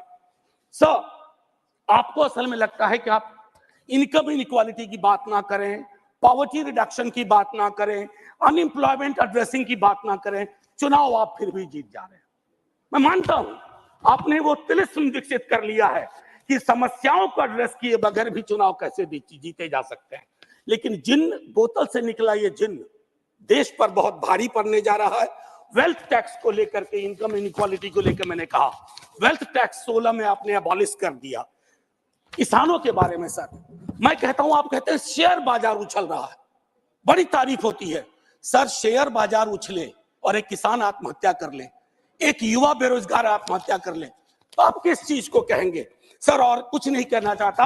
हाशिए के समूहों में पॉवर्टी की जो परिस्थिति है, आप बिहार का डेटा देखिए। आखिरी सर, एक सुधांशु जी बड़ी अच्छी चीजें बता गए, हमें तो लगा कि हम तो बेकार परेशानी है गरीबी से, भुखमरी से। 30 सेकंड सर। तो मैं आपके माध्यम से अपने मित्रवर को कहता हूं, जब कश्ती साबितो सालिम थी, साहिल की तमन्ना किसको थी? अब ऐसी शिकस्ता कश्ती पे साहिल की तमन्ना कौन करे? जय हिंद सर। थैंक यू, धन्यवाद प्रोफेसर मनोज कुमार झा जी। माननीय श्री एलामारम करीम जी। Thank you, sir. The real state of our economy concerning around the people will be clearly understood by the latest RBI report, which says the household's financial assets, including bank deposits and cash equity investment, fell down sharply to 5.1% of the GDP in the fiscal year ended in the March 2023. See, on the other hand, the household debt increased 5.8% of the GDP in the financial year 2023, which is the second highest annual increase since independence. Recent RBI data also reveals that bank, financial institution credit to institutions bar business marked a decline, while personal loan portfolio has increased in volume in the current quarter, which clearly signals further slowing down of the economy, along with the rise in the people's indebtedness and resultant distress. Sir, in addition to these technical issues, there are broader concerns about the overall economic direction of the country. Tax concession and incentives are given to the rich corporates, are widening the gap between the two Indias, the rich and the poor. Real income of the top 1%, the cronies of Modi government, rose by 30% from 7.9 lakh crores in 2019 to 10.2 lakh crores in 2022. While the real income of the lowest 25%, who are shouting slogans for you, by the 11% from rupees 3.8 lakh crores to 3.4 lakh crores. Sir, a relentless propaganda continues to boost the Indian economy's resurgence. The recent G20 summit was used to project India as an emerging economic powerhouse in the world. But the truth is that India has the lowest per capita GDP among the G20 countries. That was hidden. Ranks the lowest in terms of human development indices and records the lowest labor force participation rate, Chidambaram told you, reflecting the very high level of unemployment. The continued decline in the people's purchasing power is impeding the economic growth as this leading declining levels of domestic demand. This in turn leads to declining levels of investments. This means potentially further declining levels of employment guarantee. New proposals for investment in the economy have rapidly declined. Over the last year, 72.5% in government sector and 79% in private investments. Sir, massive propaganda bliss is launched over the grand success of Make in India. That was the slogan from 2014. Its target for manufacturing sector growth over this decade was 12.14%. The reality is that since 2013-14, this averaged only 5.9% per annum. The tall claim where it has gone.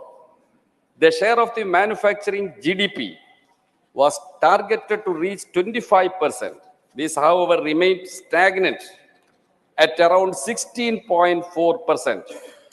But when 2011 and 11-12 and 21-22, jobs in manufacturing sector declined from 12.6% to 11.6%. I am concluding, sir. Deepening rural distress is reflected in the demand for jobs under MNREGS. Last year, this grew by 15.3%, and compared to 2019-20, this grew by 29.4%. But unluckily, the allocation for MNREGS drastically cut down in the last budget. Fresh evidence that have emerged about the Adani Group manipulation. That is also a part of this economic policy. Manipulation of stock prices of its companies calls for a serious probe. The final Financial Times and Guardian Already have time based is on over. inputs from the organized crime and Alarm corruption. Karim 1 ji, minute. your time is over already. A report project revealed Please how conclude. to close associates of such companies Conclude, please. I am and buy calling. millions of dollars of shares in Adani Thank you. companies. Thank Sir, you. these are the affairs of the Indian economy. The tall claim has no truth. I conclude with Thank this. you. माननीय श्री अनिल प्रसाद हेगड़े जी. Thank you, Deputy Chairman, sir. When we are crossing a river in a boat, if there is a hole in the boat and the water starts trickling in, taking a mug or a tumbler and pouring the water out of the boat is not the solution, sir. Plugging the hole needs to be the solution. Sir, देश में बेरोजगारी, महंगाई, भूखमरी के बारे में आंकड़ा बहुत सारे हैं. Important thing is plugging the hole, sir. I want to give you two, three examples. Most of my life, I was opposing the Congress policies, being in the Janata Party, Janata Dal Parivar, and later being part of the NDA. But I want to point out to you, sir, in 1985, the then government of Rajiv Gandhi had launched the oil seed technology mission, because of which by 1993-94 we were almost self-sufficient in edible oil. Subsequently, governments started reducing import tariffs, as a result of which cheap edible oil started flooding the Indian market, and India became dependent on import of edible oil, sir. Sir, this has become a pretext for the government to give permission to genetically modified mustard. Sir, giving permission to GM crops is not plugging the hole, sir. Sir इसी सदन में कल 6 दिसंबर है, 6 दिसंबर 2012 को तत्कालीन leader of the opposition multi brand retail के debate के संदर्भ में उन्होंने कहा था कि देश पड़ोसी देश से चीप गुड्स भारत आने के बारे में उन्होंने कहा था, और मैन्युफैक्चरिंग सेक्टर रिफॉर्म्स के बारे में भी उन्होंने कहा था. अभी यहाँ पर साथी अशोक मित्तल और कन्नीमोली जी भी चाइना के बारे में जिक्र कर रहे थे. My information, sir, is that millions of people, including Falun Dafa practitioners, Uyghur Muslims in Xinjiang, are subjected to forced labor in Chinese prisons. And because of the violation of human rights, labor laws, and environment laws, our neighbor is able to manufacture cheap goods, which makes us less competitive. Illegal organ trade of innocent prisoners like Falun Dafa, Uyghur Muslims are flourishing business there. So long as we do not plug the hole by starting a campaign to stop human rights violation, labor law violation, environment law violation inside China, I feel it is difficult for India's manufacturing sector to improve. Sir, finally, देश में जातियां hard reality है sir. देश में कई सारे पिछड़े जातियों को आरक्षण के बावजूद विकास का फायदा पहुंचा नहीं है. इसलिए नीतीश कुमार का नेतृत्व का मेरा पार्टी के सरकार बिहार में कास्ट बेस्ड सेंसस लागू किया है. जब तक देश में कास्ट बेस्ड सेंसस नहीं करते हैं तब तक सरकार का बनाया हुआ पॉलिसीज का फायदा कई सारे जातियों को नहीं पहुंचेगी. Sir, hence by ordering a caste-based census, we need to plug the hole. And finally, sir, I also request the government to give special status to Bihar. Thank you. Thank you. धन्यवाद माननीय अनिल हेगड़े जी. माननीय अब्दुल वहाब जी. माननीय अब्दुल वहाब जी. Yes, sir. Thank you very much. 3 minutes, giving me sir. the occasion to talk. Mr. Chidambaram, from Chidambaram to all opposition parties, were telling about the gravity of our Indian economy, how it is going on. No doubt, as our comrades tells, this our GDP is grown to the level which we never expected. Ultimately, the GDP per person, where it is, that was the only question I want to ask to the government of India. There are a lot of abhayans. Prime Minister Khanna made this name, that name, and removed all the other name. But ultimately, it is getting to the really needy people. I am working mainly on tribal areas. There, a lot of projects are there, lot of money also there. But it is not coming down because of lot of hurdles. In the same way, Indian economy, everybody is saying that, okay, we are this level, that level, but our Vijay Reddy, lately he came to the point. Before he has to. It is compulsion, not because of his intention. Compulsion, they have to have this one, this stand. Almost all parties, everybody is threatened. But what our government is saying, okay, semi-final over. All the 10 matches in, you see this one, Indian matches against the World Cup. Everything we gave with, but at last what happened in Ahmedabad Modi Stadium? He was there with the blue jackets, our Prime Minister. We are also behind him. What happened? That is what going to happen in 2024. This not be a hat trick. Unless and until, maybe they can win, unless and until they have to see the real problem. Not this $1 trillion. It is coming to, most of the money is coming to me also, just like me people, little, 1 or 5%, including that one maybe. But it is not going to the real people, that 80 crores. Our Manoj was telling clearly. So please spend some money or get some money from wherever it is and pump to the, in Manrega or whatever it is, which is helping people, real people, not the big corporates. I know when I am starting, if I am telling Adani, you will put the bill, stop. Everybody is telling about Adani or other, then it is, time is over. I hope, I don't know. Now, just Yes, your time is over. 3 minutes already. Okay. That is the thing. 3 minutes. When we are please. telling about the real point, it will be coming. Anyway, everybody, you are giving 1 minute. Give me that 1 minute, just a minute only. Please, Because please. my request Conclude. is, whatever our comrades say, this much crores and all, our Tamil Nadu people asking 5,000 crores only because of flood, that situation. But Kerala government, the dues in different areas is more than 5,000 crores. Release something, some little thing. That is where my request. Thank you very much. Thank you, Abdullah. And for the great performance of Thank you, माननीय economic Shri Sushil Kumar growth in Modi India. Ji. 20 minute समय. माननीय उपसभापति महोदय, देश की आर्थिक स्थिति पर बोलने के लिए मैं पार्टी की ओर से खड़ा हुआ हूं। महोदय, अभी चिदम्बरम साहब भाषण कर रहे थे, वो बार बार कह रहे थे कि growth is not reflected on the ground, is not seen on the ground. मुझे पता नहीं किस ग्राउंड की बात कर रहे हो।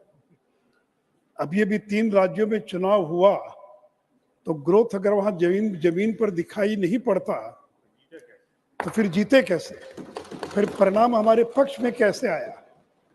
तो ग्रोथ देखने के लिए भी चश्मा चाहिए। अगर टीन का चश्मा लगा लेंगे तो कुछ भी दिखाई नहीं पड़ेगा, अगर पार्टी के चश्मे से देखेंगे तो कुछ भी ग्रोथ दिखाई नहीं पड़ेगा। और सती महोदय, ये जो दूसरी तिमाही है, 23-24 की दूसरी तिमाही, आरबीआई से लेकर देश के तमाम जो अर्थशास्त्री थे उनका आकलन फेल कर गया। यहां तक कि आरबीआई ने भी कहा कि 6.5% ग्रोथ होगा, और हुआ कितना? 7.6% ग्रोथ दूसरी तिमाही के अंदर इस देश के अंदर हुआ है।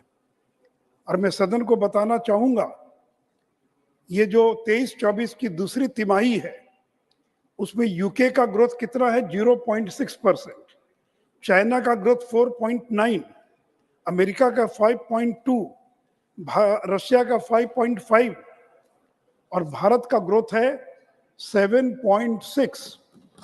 और इसलिए आज भारत दुनिया में सबसे तेज गति से विकसित होने वाला, विकास दर वाला देश है।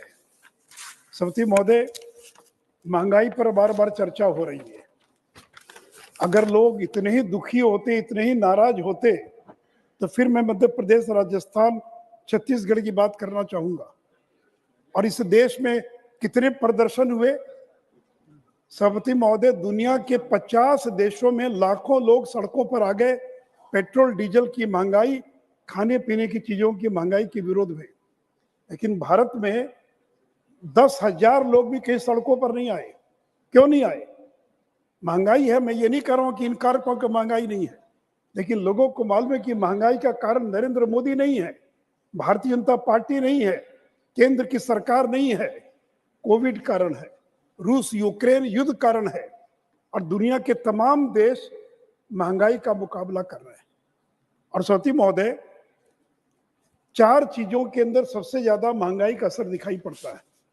पहला पेट्रोलियम पदार्थ, दूसरा एडिबल ऑयल खाद्य तेल, तीसरा फर्टिलाइजर, और चौथा दाल।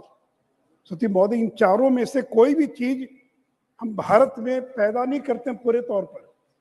पेट्रोलियम पदार्थ 85% इंपोर्ट करते हैं, अगर अंतर्राष्ट्रीय बाजार में पेट्रोलियम पदार्थों की कीमत बढ़ेगी तो भारत में बढ़ने से हम कैसे रोक पाएंगे? एडिबल ऑयल, दुनिया के बाकी देश से ये खाद्य तेल नहीं खाते, केवल भारत के लोग खाते हैं, और 60% एडिबल ऑयल हम इंपोर्ट करते हैं। फर्टिलाइजर, 60% फर्टिलाइजर का रॉ मटेरियल हम इंपोर्ट करते हैं। दाल, अमेरिका के लोग दाल नहीं खाते हैं, फ्रांस और जर्मनी के लोग दाल नहीं खाते, दाल खाता है भारत, और पैदा करता है म्यांमार, और दाल भी हमको और आयात करना पड़ता है। कृषि पौधे में सबसे पहले पेट्रोलियम डीजल के बारे में इस सदन को बताना चाहूंगा कि श्रीलंका में पिछले 2 वर्षों में सितंबर 21 से लेकर सितंबर 23 का आंकड़ा मेरे पास है, पेट्रोलियम के दामों में कितनी वृद्धि हुई? 61%। पाकिस्तान में कितनी वृद्धि हुई? 60.68%। छोड़ दीजिए पाकिस्तान बांग्लादेश की बात, अमेरिका में कितनी वृद्धि हुई पेट्रोल के दामों में? 46.31%। जर्मनी में 19.41, फ्रांस में 26.47, स्पेन में 24.92, इटली में 24.27। इंग्लैंड के अंदर पेट्रोल के दामों में 2 साल में 15% की वृद्धि हुई। और सदन को शायद ज्ञात नहीं होगा कि भारत में पिछले 2 वर्षों के अंदर पेट्रोल के दामों में बढ़ोतरी नहीं हुई, बल्कि 4.56% की घटोतरी हुई है, यानी निगेटिव ग्रोथ हुआ है। यानी जहां सितंबर में 101 रुपया 34 पैसा पेट्रोल का दाम था, वहां 2023 में घटकर 96.72 हो गया। और सती महोदय, उसी प्रकार डीजल, श्रीलंका में 115% और की वृद्धि हुई है डीजल के दामों में, पाकिस्तान में 67, फिर America 48.68, Germany 31.46, Spain, Italy, UK में उस आंकड़ों में नहीं जाऊंगा। और भारत में डीजल के दाम में 2 वर्षों में कितनी वृद्धि हुई? केवल 0.96%, यानी केवल 1% की वृद्धि हुई। और आप कहते हैं कि पेट्रोलियम पदार्थों का दाम बढ़ गया। और ये आंकड़े आप चाहे तो इन आंकड़ों को वेरीफाई कर लें। और सती महोदय, भारत सरकार ने 2 बार पेट्रोल और डीजल पर एक्साइज ड्यूटी को कम करने का काम किया, और कुल मिलाकर 2 बार में 13 रुपया पेट्रोल पर और 16 रुपया डीजल पर एक्साइज ड्यूटी में कटौती की है। अब पिछले 2 वर्षों में पेट्रोल और डीजल के दामों में कोई वृद्धि नहीं हुई। कोई बता दे कि पेट्रोल और डीजल के दाम में भारत के अंदर कोई वृद्धि हुई है क्या? और सती महोदय, यहां भी राजनीति हो रही है। बीजेपी शासित राज्यों ने पेट्रोल और डीजल पर एक्साइज ड्यूटी या वैट को घटाने का काम किया, लेकिन जो विपक्ष के राज्य थे उन्होंने घटाने के बजाय बढ़ाने का काम किया। और उसका भी मैं आंकड़ा देना चाहूंगा सती महोदय। अभी राजस्थान का चुनाव हुआ है, गांधीनगर में पेट्रोल 96 रुपया 63 पैसा और जयपुर में पेट्रोल 108 रुपया 45 पैसा, यानी 12% ज्यादा है गांधीनगर से जयपुर में पेट्रोल का दाम। गुवाहाटी में 98 रुपया गुवाहाटी में, और डायरेक्ट साहब के कोलकाता में पेट्रोल 106 रुपया 42 पैसा। तो अगर केंद्र के कारण का बढ़ा होता तो आखिर कलकत्ते में 106 रुपया और गुवाहाटी में 98 रुपया क्यों है? लखनऊ में 96 रुपया और बेंगलोर में 101 रुपया, गोवा में 97 रुपया, रायपुर में 102 रुपया, भोपाल में 108 रुपया और अमरावती में 111 रुपया। महोदय, कांग्रेस शासित राज्यों ने पेट्रोल और डीजल के दामों में कोई कटौती नहीं की, और बीजेपी शासित राज्यों ने उसके दाम में कटौती की। और जब बात आती है एलपीजी की, तो सदन को यह मालूम है कि आदरणीय प्रधानमंत्री जी ने एलपीजी के दामों में और जो उज्ज्वला योजना के तहत जो सिलेंडर मिलता था उसमें कुल मिलाकर 300 रुपये की राहत दी है, और सामान्य कंज्यूमर को 200 रुपये की राहत दी है। इससे पेट्रोलियम कंपनियों को 28,000 करोड़ का नुकसान हुआ, 28,000 करोड़ का, और भारत सरकार ने 22,000 करोड़ रुपया उनको पिछले साल देकर उसकी क्षतिपूर्ति करने का काम किया है। सती महोदय, ये नरेंद्र मोदी की सरकार है। पेट्रोल में ब्लेंडिंग, ये जो इथेनॉल की ब्लेंडिंग हो रही है, ये जब 14 में नरेंद्र मोदी जी आए, इस समय 1.53% पेट्रोल में ब्लेंडिंग होती थी। आज कितनी ब्लेंडिंग हो रही है? 12%। और इससे देश को कितना फायदा हुआ? विदेशी मुद्रा 73,000 करोड़, डायरेक्ट साहब 70,000, the country has saved 73,000 crore as a foreign exchange saving. Carbon dioxide emission 402 lakh metric ton emission कम हुआ। Amount paid to the distilleries 1,26,000 crore. और फार्मर्स को कितना मिला? 76,000 करोड़ रुपया और किसानों को मिला है। सचिव महोदय,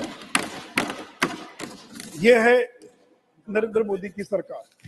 और सचिव महोदय, आप कहते हैं कि आप बार बार कहते हैं कि उसी प्रकार फर्टिलाइजर, सचिव महोदय, फर्टिलाइजर भारत सरकार ने अगले 3 साल के लिए 3,70,000 करोड़ की सब्सिडी का अपने बजट में और प्रोविजन किया, 3,70,000 करोड़।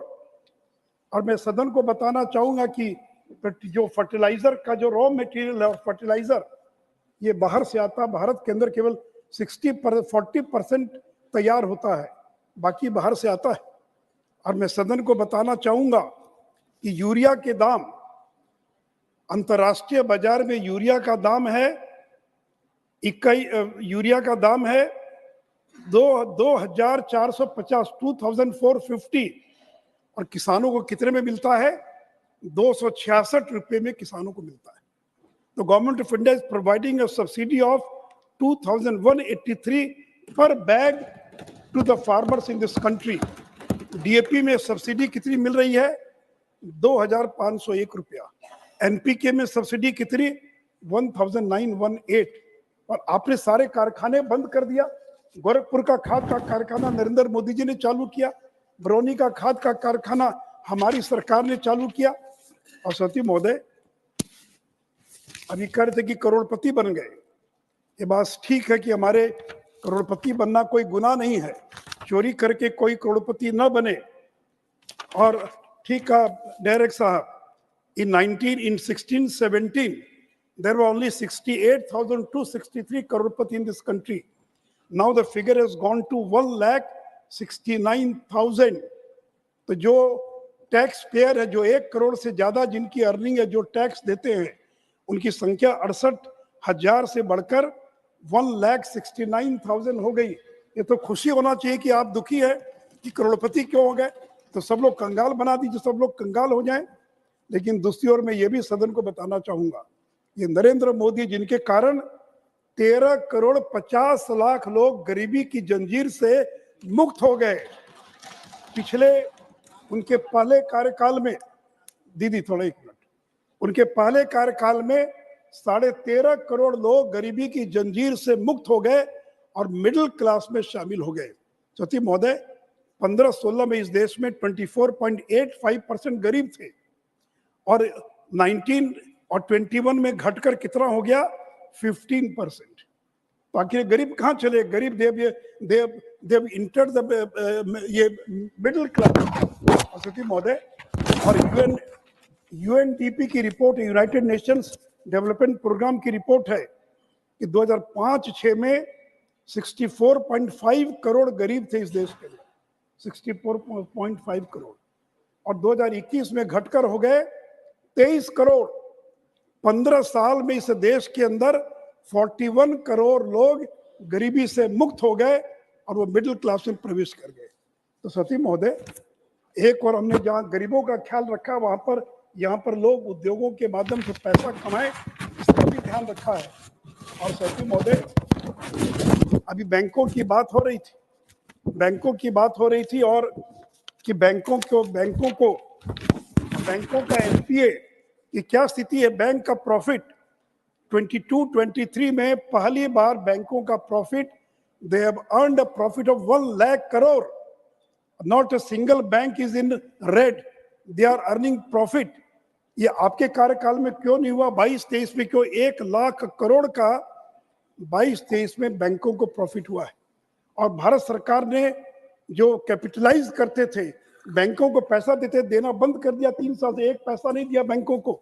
और बैंक अपने बलबूते जो हैं, और जो एनपीए है, जो नॉन परफॉर्मिंग एसेट है, वो 11.2 था 17-18 में, घटकर 5.2% हो गया। तो सती महोदय, ये जो एनपीए अगर कम हुआ है तो इसका कारण क्या है? सती महोदय, जीएसटी का कलेक्शन एक साल में 6 बार जीएसटी का कलेक्शन, दैट इज क्रॉस 1,60,000। जो लोग गब्बर सिंह टैक्स कहते हैं जीएसटी को, तो अगर हिम्मत है तो अपने राज्य हिमाचल में और जहां आपकी सरकार कर्नाटक में जीएसटी को हटा दीजिए। अगर वो गब्बर सिंह टैक्स है तो जीएसटी के कारण 1,60,000 करोड़ का कलेक्शन एक साल में, एक बार नहीं बल्कि 6 बार इस एक साल के अंदर हो चुका है। और सती महोदय, एक समय था कि मोबाइल हम इंपोर्ट करते थे। आज से 10 साल पहले 98% मोबाइल हम इंपोर्ट करते थे। और मैं सदन को बताना चाहूंगा कि आज 99% मोबाइल मेड इन इंडिया है। हमने मोबाइल को इंपोर्ट करना बंद कर दिया।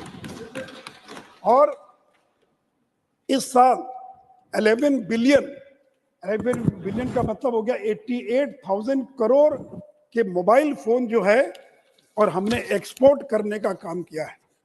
श्रीमती महोदय, नरेंद्र मोदी जी देश के प्रधानमंत्री हैं। भारत मंडपम के उद्घाटन के अवसर पर उन्होंने भाषण देते हुए कहा था कि जब वो प्रधानमंत्री बने उस समय भारत दुनिया की 10वीं सबसे बड़ी अर्थव्यवस्था थी, 10th इकोनॉमी थी दुनिया की 2014 में, और सेकेंड टर्म में वो दुनिया की 5वीं सबसे बड़ी अर्थव्यवस्था बन चुका है। और उन्होंने देश की जनता को गारंटी दिया, मोदी की गारंटी, कि तीसरे टर्म में इंडिया दुनिया की तीसरी सबसे बड़ी अर्थव्यवस्था बन जाएगी। हम जर्मनी को पीछे छोड़कर हम 2 साल में 4th हो जाएंगे, और फिर जापान को पीछे छोड़कर 2027 तक हम दुनिया की तीसरी सबसे बड़ी अर्थव्यवस्था बन जाएंगे। और श्रीमती महोदय, केवल हम दुनिया की सबसे बड़ी अर्थव्यवस्था ही नहीं बनेंगे, 5 ट्रिलियन इकोनॉमी, जो $5 ट्रिलियन की जो इकोनॉमी है, 27-28 तक भारत 3rd लार्जेस्ट केवल जीडीपी में नहीं बनेगा बल्कि $5 ट्रिलियन इकोनॉमी में भी बदल जाएगा। हमारा सपना है, प्रधानमंत्री जी चाहते हैं कि 2047 तक भारत एक विकसित देश बन सके, एक एडवांस इकोनॉमी बन सके, और उसी दिशा के अंदर भारत की सरकार काम कर रही है। और इसलिए श्रीमती महोदय, हम लोगों ने महंगाई को नियंत्रित करके दिखलाया है। अभी जो आंकड़े आए अक्टूबर के, वो 4.87, आरबीआई का 4 +2 का जो रेंज है, अक्टूबर 2023 में वो आंकड़ा 4.87 का है। तो हमने महंगाई को नियंत्रित करके दिखलाया है।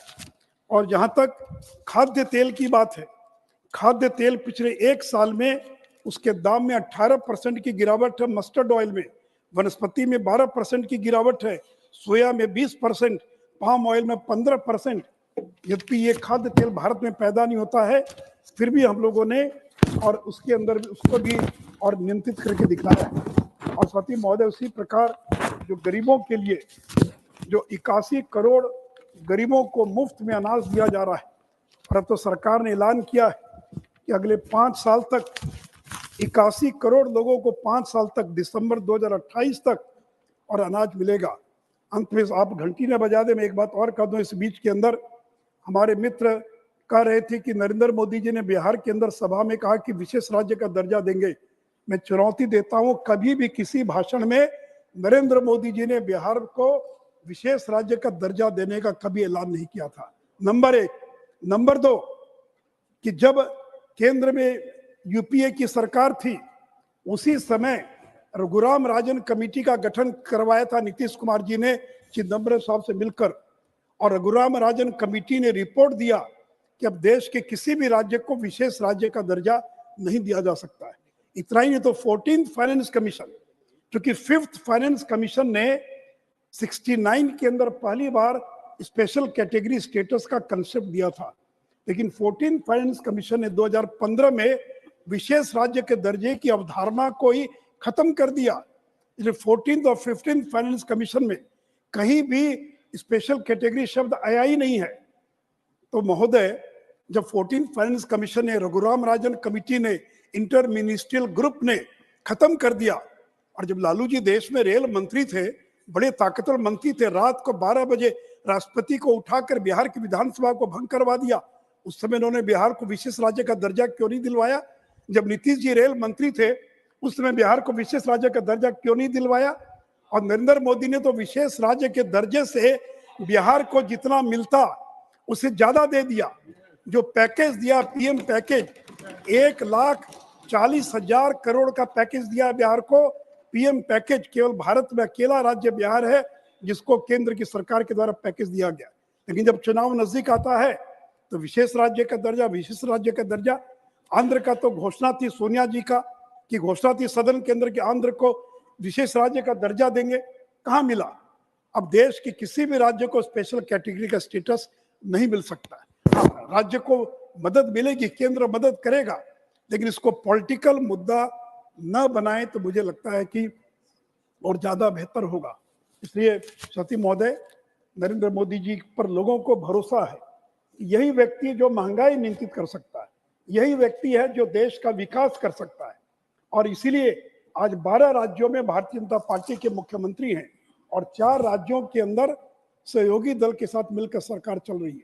देश के 51% क्षेत्रफल पर भारतीय जनता पार्टी की सरकारें चल रही है। और इसलिए सती महोदय, अर्थव्यवस्था को हमने बेहतर बनाकर दिखलाया है। हमें गर्व है नरेंद्र मोदी पर कि विपरीत परिस्थितियों में भी भारत को जिस संकट से उबार कर और उन्होंने यहाँ तक पहुँचाया है, मुझे पूरा विश्वास है कि 5 महीने के बाद जब लोकसभा के चुनाव होंगे, ये ग्रोथ, ये सड़क पर, ये नीचे दिखाई, जमीन पर दिखाई पड़ेगा और लोग विकास के नाम पर वोट देंगे, सांप्रदायिक और जातीय गणना के नाम पर वोट नहीं देंगे। जातीय गणना का मुद्दा तो बहुत उछला था मध्य प्रदेश, राजस्थान और छत्तीसगढ़ में, कहाँ लोगों ने वोट दिया, कहाँ वो मुद्दा बना? तीन शब्दों के साथ मुझे पूरा विश्वास है नरेंद्र मोदी के नेतृत्व में हम भारत को एक विकसित राष्ट्र बनाएंगे और भारत को आगे ले जाएंगे। धन्यवाद। श्री राजीव शुक्ला, 8 मिनट्स। धन्यवाद सभापति जी। सबसे पहले तो मैं आपको धन्यवाद दूंगा कि आपने इस आर्थिक मुद्दे पर इस सदन में बहस की अनुमति दी, जो कि एक बहुत जरूरी आज के वक्त में है। मैं कोई अर्थशास्त्री नहीं हूं और ना अर्थशास्त्री की तरह बोलूंगा। मैं एक सामान्य व्यक्ति के जो समझ में आता है उसी आधार पर अपनी बात रखूंगा। मेरा अपना मानना है कि विदेश नीति और आर्थिक नीति, इन दोनों पर कोई भी सरकार आए, किसी भी पार्टी को समानता रहती है और रहनी चाहिए। यही अभी तक की परंपरा रही है। अगर 1991 में नरसिम्हा राव सरकार ने आर्थिक सुधार लागू किए थे, तो उसके बाद चाहे देवगौड़ा जी की सरकार हो, चाहे गुजराल साहब की सरकार हो, चाहे वाजपेयी जी की सरकार हो, अटल जी की, उन्होंने उसको पालन किया था। एक बार मैं पत्रकार के रूप में नरसिम्हा राव जी के साथ जो है स्पेन गया था और वो प्रधानमंत्री थे, उनकी प्रेस कॉन्फ्रेंस थी, तो वहाँ पत्रकारों ने प्रश्न उठाया कि आप तो ये आर्थिक सुधार लागू कर रहे हैं, आप सबको बता रहे हैं कि आप इंडिया में ये चेंजेस कर रहे हैं, रिफॉर्म्स ला रहे हैं, लेकिन कल आपकी सरकार नहीं रहेगी तो क्या होगा? तो उन्होंने बड़ा फेमस सेंटेंस वहाँ बोला था, the process of economic reforms is irreversible. कोई भी सरकार आए इसको बदल सकती नहीं है। तो ये चीज जो है लगातार चलती रहनी चाहिए, ये नीतियां लगातार चलती रहनी चाहिए। मैं किसी की आलोचना या किसी की प्रशंसा की बात नहीं कर रहा हूँ। और लेकिन कुछ प्रयोग पिछले 10 साल से हो रहे हैं जिसमें पिछली सरकारों की चीजों को अंडू करने की कोशिश हो रही, उनको बदलने की कोशिश हो रही। हमारे मित्र सुशील मोदी जी सम्मानित अभी बात कर रहे थे कि चुनाव के नतीजों से, जो चिदम्बरम साहब की बात का जवाब दे रहे थे कि उन्होंने कहा था कि ग्राउंड पे नहीं दिख रहा, तो उन चुनाव के नतीजों का हवाला दिया। सुशील जी, चुनाव के नतीजे 5 साल पहले क्या थे? तीनों राज्य हम जीते थे, राजस्थान, मध्य प्रदेश, छत्तीसगढ़, उसके बाद लोकसभा हार गए थे 5 महीने बाद। तो अगर उस दृष्टि से देखा जाए तो आपका ये तर्क कहीं बैठता नहीं। इसलिए मुझे लगता है कि इस जो बहस को हम उसी गंभीरता से रखें जिस मुद्दे पर आर्थिक स्थिति की वो है, और उसकी हम शुरुआत इस चीज से करते हैं। और अगर इसके आंकड़ों का, इलेक्शन कमीशन का आंकड़ा है, पूरे उसमें 4,81,00,000 वोट जो है भाजपा को मिला है और 4,91,00,000 कांग्रेस को मिला है, 10 लाख ज्यादा। तो हम इसको अगर उस तरह से गणना करके देखेंगे तो फिर ये बात कहीं रही नहीं जाएगी कि, तो इसलिए जो है हम समझते हैं कि चेयरमैन साहब ने बहुत मतलब गंभीरता से इस विषय पे डिस्कशन के लिए रखा है, तो हम उसी पे जाते हैं। सबसे पहले पुराना गाना है कि जो वादा किया वो निभाना पड़ेगा, तो वादों पे जाते हैं। तो वादा नंबर 1 क्या था कि हम काला धन वापस लाएंगे। वापस तो आया नहीं, उल्टे जो मॉर्गन स्टैनली की रिपोर्ट है जिसको कोट किया था सुधांशु जी ने, 6 लाख उद्यमी जिनको एंटरप्रेन्योर बोलते हैं विदेश चले गए। यहाँ की 2 लाख ने तो नागरिकता सरेंडर कर दी भारत की। और उद्यमी जब जाता है तो सोचो कि वो लाखों लोगों का जो है, वो लाखों लोगों का के रोजगार को जो है छोड़ के जाता, जो भारत में मिलना था। वहां जाके उद्योग लगा रहे हैं, बाहर के लोगों को रोजगार मिल रहा है, और उसके अलावा जो है यहीं से पैसा जा रहा है। तो उल्टे जो पैसा 4 लाख करोड़ आना था, 10 से 15 लाख करोड़ के करीब पैसा बाहर जा चुका है देश का। ये गंभीर विषय है, इस पे मुझे लगता है वित्त मंत्री जी को सोचना चाहिए। कितनी भारी संख्या में उद्यमी या एंटरप्रेन्योर्स देश छोड़ के क्यों जा रहे हैं, बाहर क्यों बस रहे हैं, तो ये उनको सोचने की बात है कि वो क्यों ऐसा हो रहा है। और ऐसा नहीं कि देशभक्त नहीं थे, देशभक्त थे।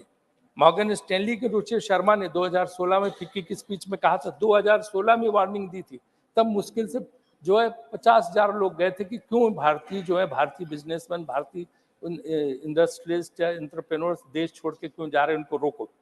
तो ये चीज देखने की है कि क्या ये सरकारी एजेंसियों के जरूरत से ज्यादा दबाव की वजह से जा रहे हैं, या क्या वजह है, उनके साथ अन्याय हो रहे हैं, इसको समझने की आवश्यकता है। दूसरा वादा था 50 रुपए लीटर पेट्रोल, 40 रुपए डीजल, हमारी सरकार आएगी। आप कह रहे हो कम हो गया, मुझे तो कहीं कम नहीं दिखाई दे रहा। अब आप गणना बता रहे हो कि इस राज्य में 96 का, वहां 106 का, 50 और 40 रुपए का तो नहीं है जो पहले था कि 50 और 40 रुपए में बिकेगा डीजल पेट्रोल। वो वादा तो पूरी तरह गलत साबित हुआ। और ये तब मैं तो योजना मंत्री था, जो है ब्रेंट क्रूड की रिपोर्ट रोज आती थी। हमारे जमाने में $115, $120 का जो है तेल मिलता था, क्रूड ऑयल, और उसके बाद जो है हाँ हम 60 रुपए पे देते थे। लेकिन यहाँ पे तो बहुत सस्ता, यहाँ तक कि एक वक्त $22 पे पहुंच गया था इस सरकार में, और अभी भी 40, 50, 60 के अल्ले पल्ले रहता है, 80 के अल्ले पल्ले रहता है, पहले से बहुत कम है। फिर भी ये दाम क्यों बढ़ रहे हैं? तो इसको जो है हमें देखना चाहिए कि हम क्यों 100 के पार चला गया पेट्रोल, और डीजल भी उसी के करीब करीब पहुंचा। इसका आप जानते हैं कि सबसे ज्यादा असर ट्रांसपोर्ट पर पड़ता है। और जब ट्रांसपोर्ट महंगा होता है, माने कि माल ढुलाई, तो हर चीज की कीमत बढ़ जाती है। और ये जनरल महंगाई को बढ़ाने में सबसे गजब इसका मतलब प्रभाव पड़ता है। और ये आप कहें कि चुनाव के पहले कम कर दो, चुनाव खत्म होते फिर बढ़ जाता, तो ये चुनाव से लिंक नहीं करना चाहिए। मुझे लगता है पेट्रोल डीजल के दाम जो हैं या क्रूड ऑयल के दाम के हिसाब से उसका फायदा जनता को देना चाहिए। तीसरा वादा था कि 2022 तक हर किसी को पक्का मकान। क्या हुआ पक्का मकान हर किसी का?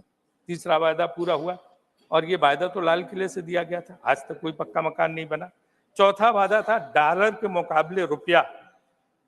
जब 50 हो गया था मनमोहन सिंह की सरकार में, तो इतना हंगामा हुआ था कि ये देश की इज्जत गिर गई, देश का अपमान हुआ है। रुपया कमजोर हो गया, मतलब भारत देश का विश्व में अपमान हो गया। इतना हंगामा, वीडियो आप निकाल के देख लीजिए, क्या क्या नहीं कहा गया था। आज 80 से लेके 85 के बीच में डॉलर है, लेकिन कोई शब्द नहीं बोला जाता, कहीं किसी किस्म का देश का अपमान नहीं हो रहा। कि पांचवा वादा भी उसी तरह से, चौथा वादा भी उसी तरह से विफल हुआ। और पांचवा वादा 2 करोड़ रोजगार, जिसको अन्य लोगों ने भी बोला है, तो अब तक जो है मेरे हिसाब से 20 करोड़ नौकरी मिल जानी चाहिए थी।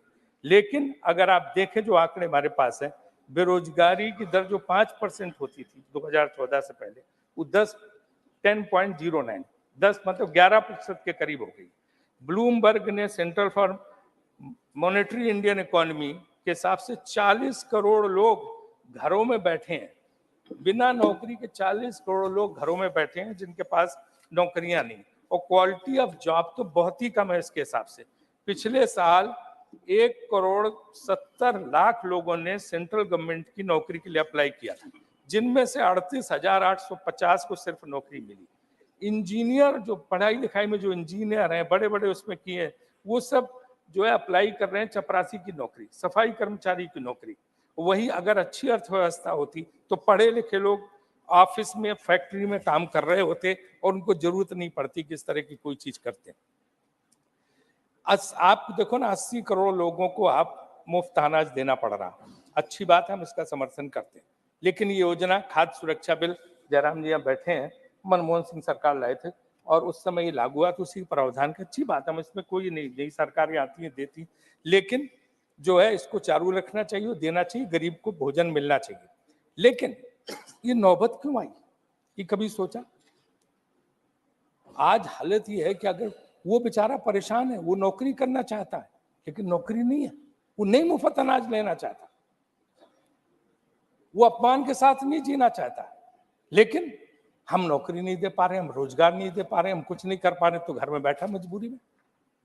आपने देखा कोरोना के वक्त लाखों लोग पैदल 800-800 किलोमीटर चल के गए, क्योंकि 4 घंटे का नोटिस दिया गया।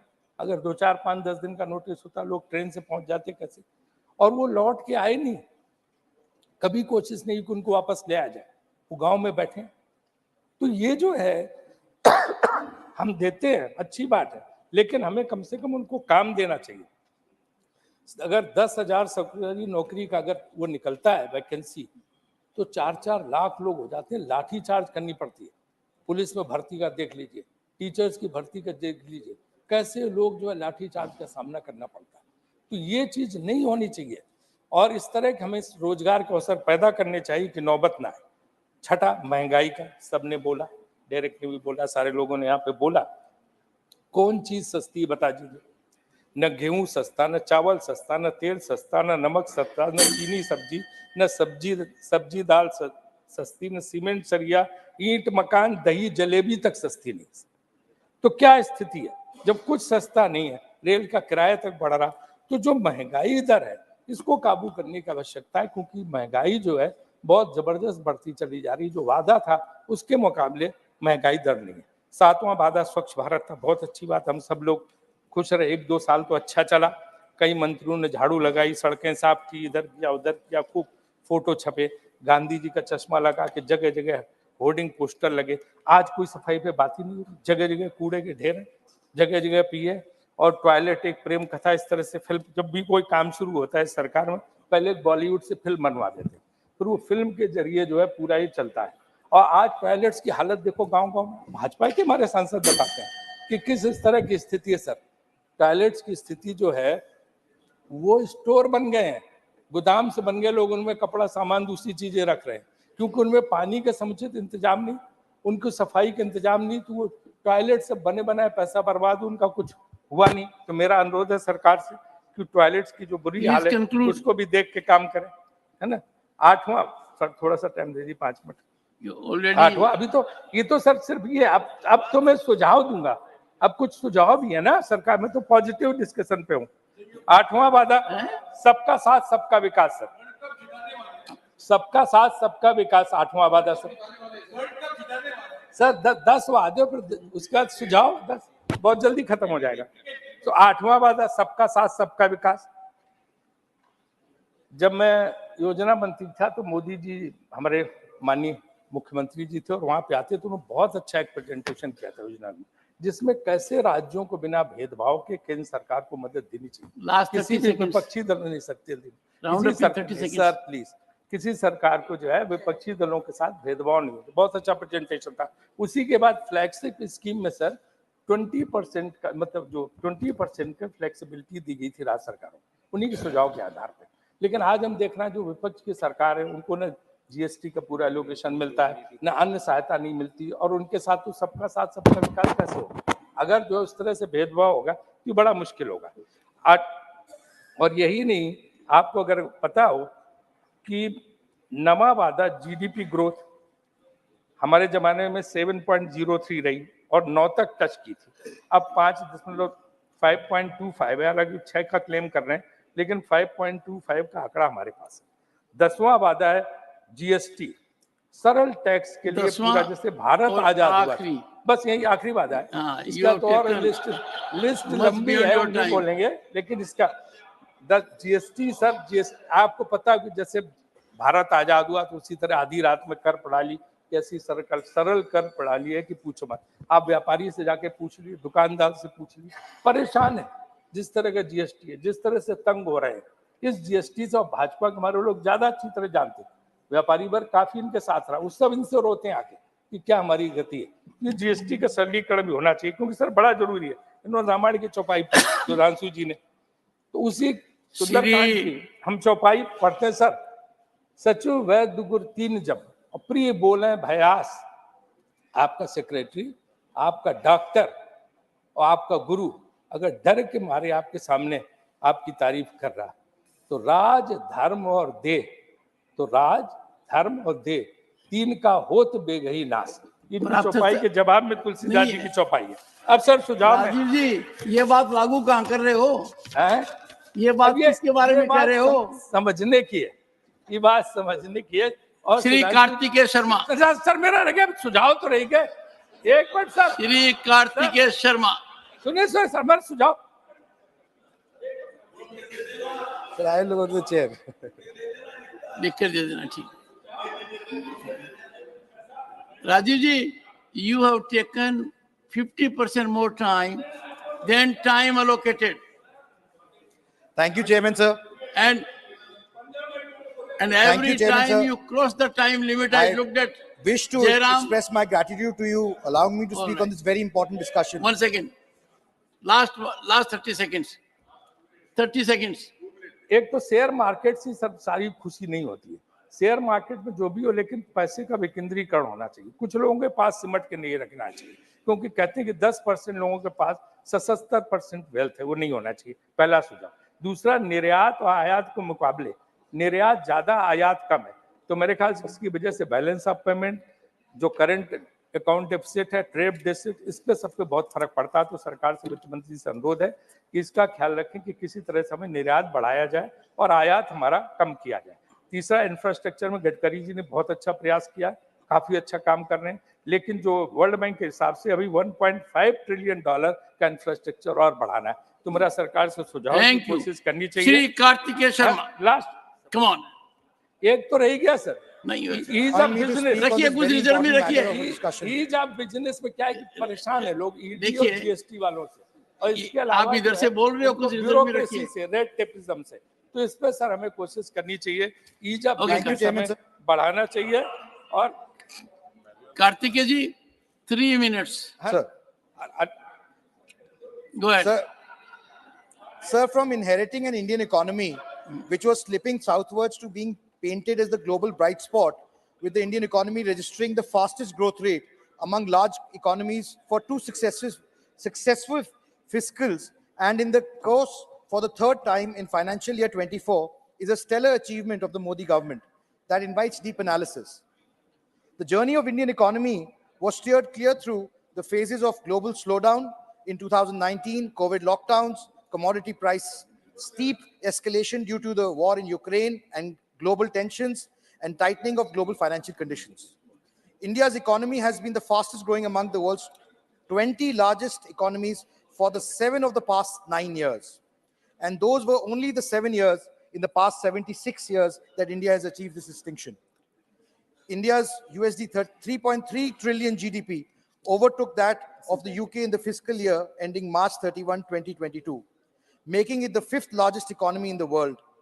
The Indian economy, according to the IMF estimates, will emerge as the world's 3rd largest economy by 2027, hopping over Japan and Germany as its GDP crosses $5 trillion. By 2047, India aspires to be a developed economy under the visionary leadership of the Honorable Prime Minister Modi. Sir, I would like to quote a couplet from the famous poet Wasim Barelvi.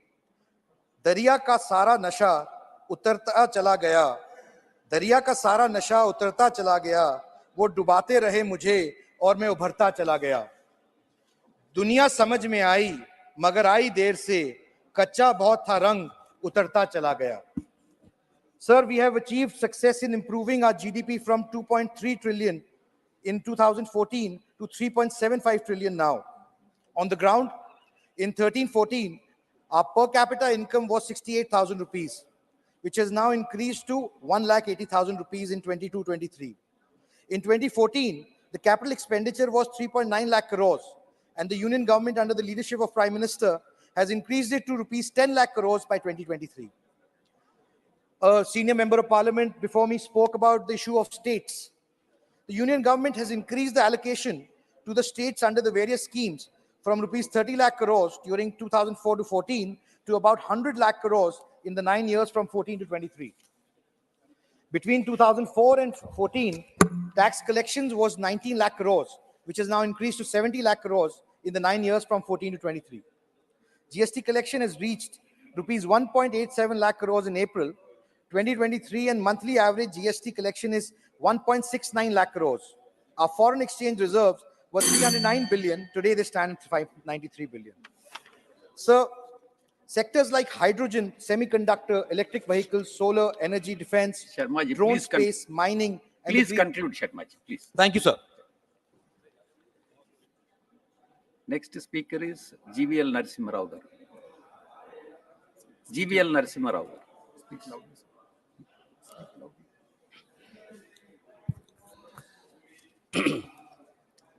Thank you, Chairman, sir.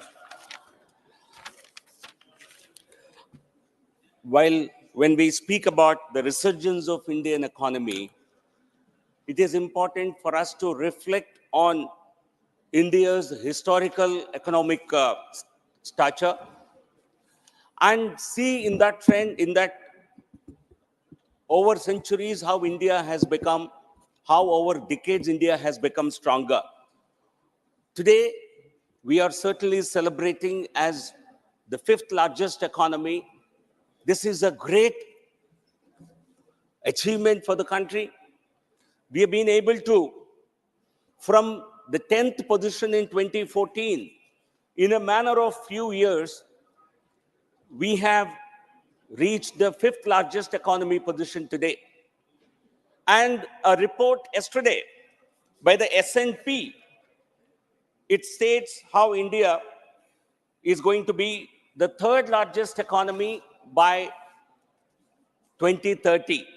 So by the time Honorable Prime Minister completes his term in 2029 and gets ready for his 4th term, India would have become the 3rd largest economy in the world. And if you go back a few centuries ago, in ancient India, we were the largest economy of the world. We were known as the golden bird, Sone ki chidiya, until 5th century AD. This remained India's position in the global, in the global scenario. But 1,000 years of rule by invaders, by foreign rulers, has robbed India not only of its rich wealth, it also robbed India of its confidence. So when Honorable Prime Minister took over as the Prime Minister of the country, he has given a complete new direction to India's economy. He has instilled confidence in India's growth story, and Amrit Kal has truly begun. We are certainly passing through this Amrit Kal, and Atmanirbhar Bharat is the strategy for achieving India's preeminent position in the global economy. And I would like to tell our friends from across the treasury benches, the opposition benches, I'd like them to know. In 2004, when UPA came to power, India was the 12th largest economy. They were in power for 5 years until 2009. India moved from the 12th to the 11th rank. And they remained in power for another 5 years. In those 5 years, they could take India from the 11th to only 10th rank. But look at the geometric growth experienced during the rule of the Honorable Prime Minister. India, I think you have blamed it as Hindu rate of growth. You have used governments of the Congress denomination in the early years of independence have used this term Hindu growth, Hindu rate of growth, to deride Hindu religion. But during 10 years of your rule, what have you done to Indian economy? You have not been able to. You claim to have given great growth during the years of Manmohan Singh regime, but all that India could move was from the 12th rank to the 11th rank, going on to 10th rank. But Prime Minister Modi ji, in a manner of 9 years, he has taken India to the 5th rank, and in a manner of years, by the completion of his next term, we are going to be the 3rd largest economy in the world. This is certainly a huge achievement for the country, and that is what is giving the BJP and Honorable Prime Minister and his leadership a huge fillip in India's elections. So, inflation. Our friends, I have busted their theory of growth. We gave growth. We were high growth. We gave a high growth economy. And I told them how India's position remained globally at almost at the same level through 10 years of UPA. And let me now bust their inflation claims. During the first 5 years of Prime Minister Narendra Modi ji, the average inflation rate in India was only 4.4%. Well below the RBI ordained level, which is range between 4 to 6%. Look at the Congress party's performance. Look at the UPA performance. What was the inflation levels in the UPA rule? In 4 years, between 2004 and 2014, inflation levels were well below 10%. Double-digit inflation, what UPA has given this country. It was 13.9% in 2009 and 10. And under Prime Minister Modi ji, at a time when the world is experiencing one of the highest levels of inflation, India has been able to contain inflation well below even the RBI levels. Let me give you some numbers. The US inflation level is above 7%. Let me give you the exact number. UK, US experienced over 7%, highest inflation in 40 years. UK is experiencing one of the highest inflations in the last 30 years. It is currently 7.9%. It was in June 2023, which is a high after 41 years. Europe is also struggling with inflation. Germany, which is Europe's largest economy, also has one of the highest inflation levels. It is only India which has not only maintained high growth during the post-COVID period, it has also maintained very, very low to moderate levels of inflation. So the friends from the Congress who claim there is high inflation must look back, because any comparisons that you do, any comparison of any performance, you have to do over time. You have to do spatially, and you have to do cross-sectionally. And time series performance clearly tells us how Congress governments have given only inflation and not a real growth. Let me give some more numbers. One of the highest levels of inflation in India's post-independent India were 19.3% in 91-92 under a Congress leadership, 95-96, 12.8%, and under Srimati Indira Gandhi, it even touched double digit. It crossed even 30% for 2 years. So this is the Congress story. So every time Congress comes to power, they bring inflation along, and it is only the BJP-led governments, the NDA governments under Prime Minister Narendra Modi ji, which have given relief to the common man. Jab Congress aati hai, tab mehengai lati hai. I think this would be a nice slogan that would go along with them, because in Karnataka, where they came to power only in early this year, in May this year, soon after they came to power, they hiked milk prices by 3 rupees per liter.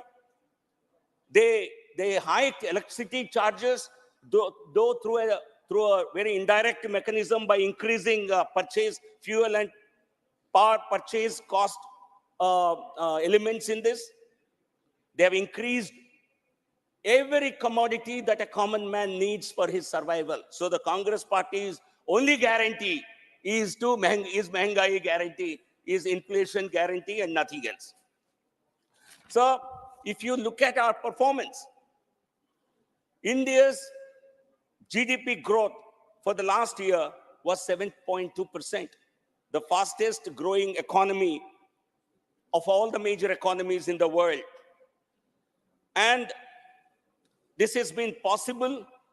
This high growth trajectory has become possible because of a measured response, because of a judicious economic policies that the government pursued mainly during the COVID and post-COVID era. And friends from the opposition, all of them claim that India's economy can only be revived by putting money directly into the hands of the people, by giving helicopter money. But that kind of any country, all countries that have followed that prescription have actually failed. And these are the countries which are experiencing one of the highest inflation levels in half a century. Prime Minister Narendra Modi ji's economic vision and economic policy is today being hailed as the best in the entire world. What has made this kind of an economic transformation, this kind of a turnaround possible? Let me give a few illustrations. Let me cite a few cases. One, the Atmanirbhar vision. I think COVID, which is a challenging period for the entire globe, was used to unveil a new economic vision that was Atmanirbhar Bharat vision that has actually helped India transform its economy. Also, our governance principle, Prime Minister's governance principle of Sabka Saath, Sabka Vikas, Sabka Vishwas, actually translated into money reaching to the most needy people and ensuring that they do not suffer the hardships of the COVID period, and they are able to lead a very happy and a healthy life. Second, a digital revolution. I think the whole world is overawed by the success of Indian economic digital revolution. Today, in October 2023, we have touched an all-time high of 11.4 billion UPI transactions, crossing even 10 billion transactions that we got successively for the 3 months. And this resulted in a digital transaction of over 17.16 lakh crore. So this certainly was a contributor. It transformed Indian economy into a cash-based economy, into a digital economy. Clearing the banking mess, because what the UPA left for Narendra Modi ji was a banking sector in complete mess. This government has not only cleaned up the banking sector, it has actually infused dynamism into the sector. Today, the Indian banking sector is one of the best performing banking sectors anywhere in the world. While many banks, even central banks, have experienced difficulties abroad, Indian economy, Indian banking sector is going through its best periods. Gross NPAs and net NPAs are at their decadal lows. And public sector banks have their resources have now been used for acting as pillars of Jan Kalyan. In fact, public sector banks have recorded profits of over 1 lakh crore in the last financial year, and that money has been plowed into financing the welfare of the poor. Also, we have seen how a transparent regime like the GST, which is a huge contribution of Honorable Prime Minister. GST collections are at their highest levels. 1.72 lakh crore was the GST collection in October 2023. This is the second highest ever. A few months ago, a year ago, 1 lakh crore also was considered to be a very important milestone to be achieved. And today we have crossed 1.73 lakh crore. This clearly shows the buoyancy in the Indian economy. It shows the resurgence in the Indian economy. And anyone who disputes it can only get their validation in these numbers. There is also surge in direct tax income, direct tax revenues. The direct tax revenues are 10.6 lakh crore till 9th November, as against 10.6 lakh crore previous year during the same period, which has registered a near 22% healthy growth. This clearly shows even the net growth in corporate income tax collections shows a 12%, 12.5% rise. So there is a resurgence in the Indian economy across all the sectors. The investments, both the private investment and the foreign direct investment, have shown a big improvement. The foreign direct investment during the UPA 10 years, during the UPA 10 years was $304 billion, which has more than doubled to $628 billion so far. This is an increase of more than 100%. So with this kind of a performance, the country is poised to achieve its economic goals and very soon to become third largest economy in the world and going back to achieving India's ancient glory under Prime Minister Narendra Modi ji. Yehi Modi ji ki guarantee hai. Thank you. Thank you very much. Thank you. Next speaker is Dr. Ami Yazni. Ji, Madam.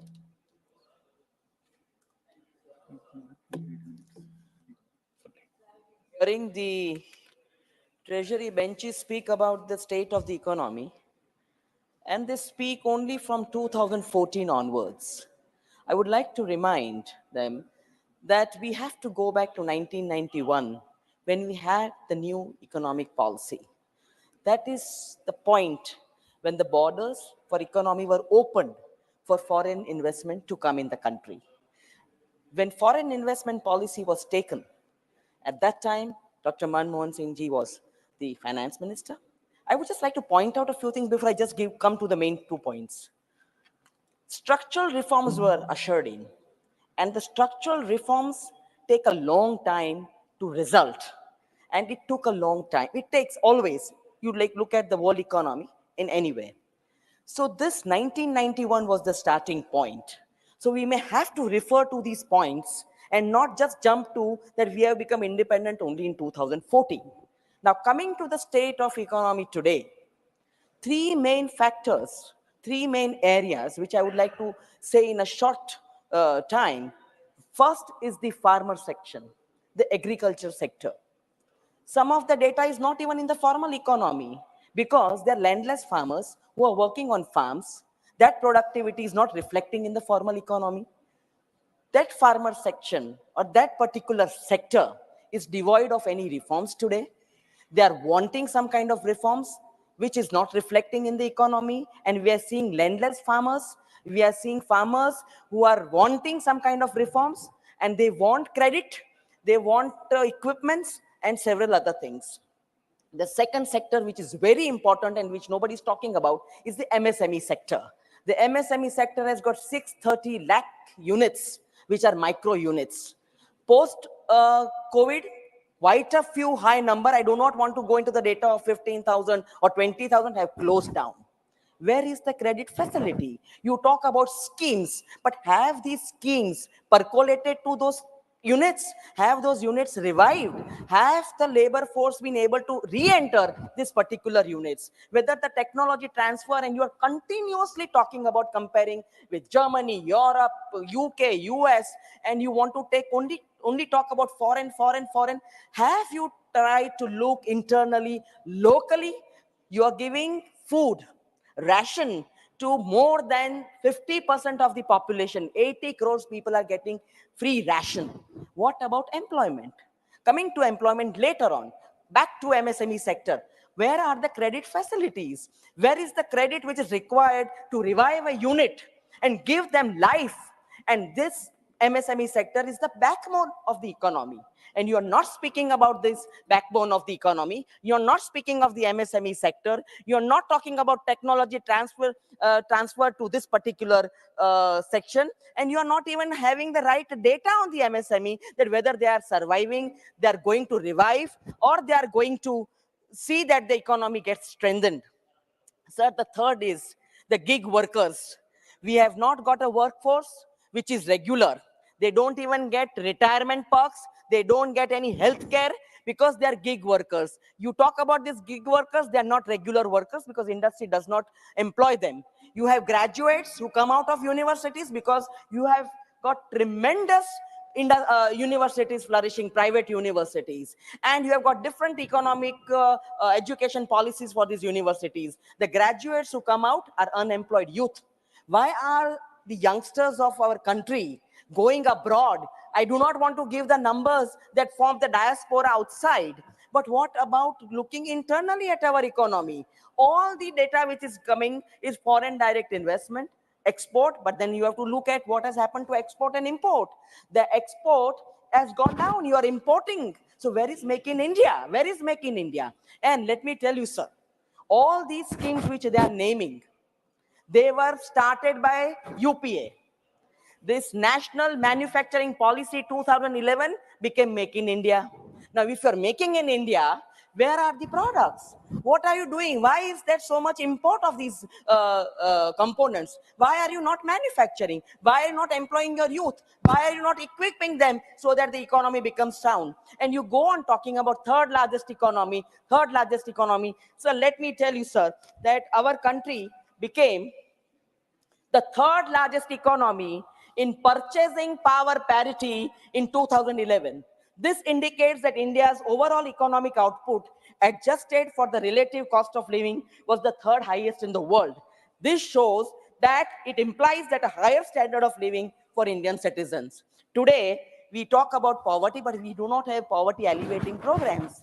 On the contrary, we are making them handicap by giving rations. We are not equipping them, we are not empowering them to become able-bodied people who can be employed. You are not creating employment opportunities, but you want to talk about schemes that you have renamed. So in the end, I would like to say that you have to look at the global hunger index. Where do we stand? You have to look at malnutrition for children. Our children are being wasted, stunted growth. You have to look at female infanticide. You have to look at mortality for children. What are we doing in the healthcare system? So when you talk about the state of the economy, you don't only have to talk about comparing with other countries. You have to look inward. When you make your economy strong, then you can speak about the state of the economy, and not the ruling dispensation's head or people who are manning certain ministries. It's not their work. It's the work of the scheme. And it was from 1991 onwards that the institutions were put in place.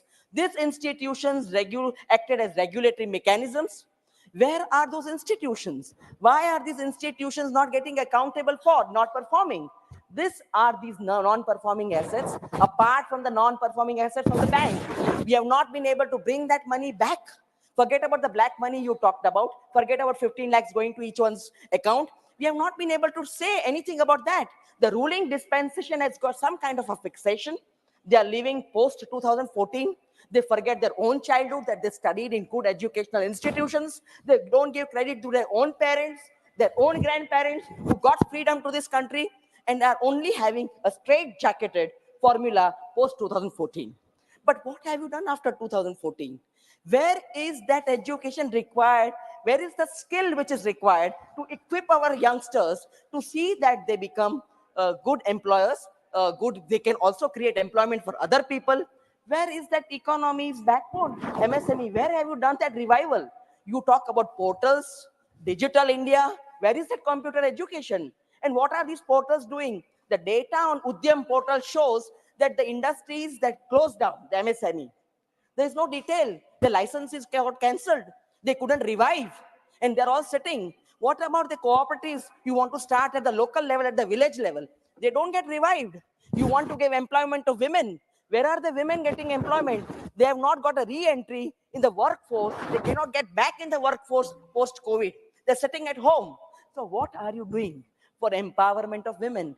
You may bring the reservation bill with a caveat, but where is the empowerment for women? How will she become economically empowered? You are not giving her health care.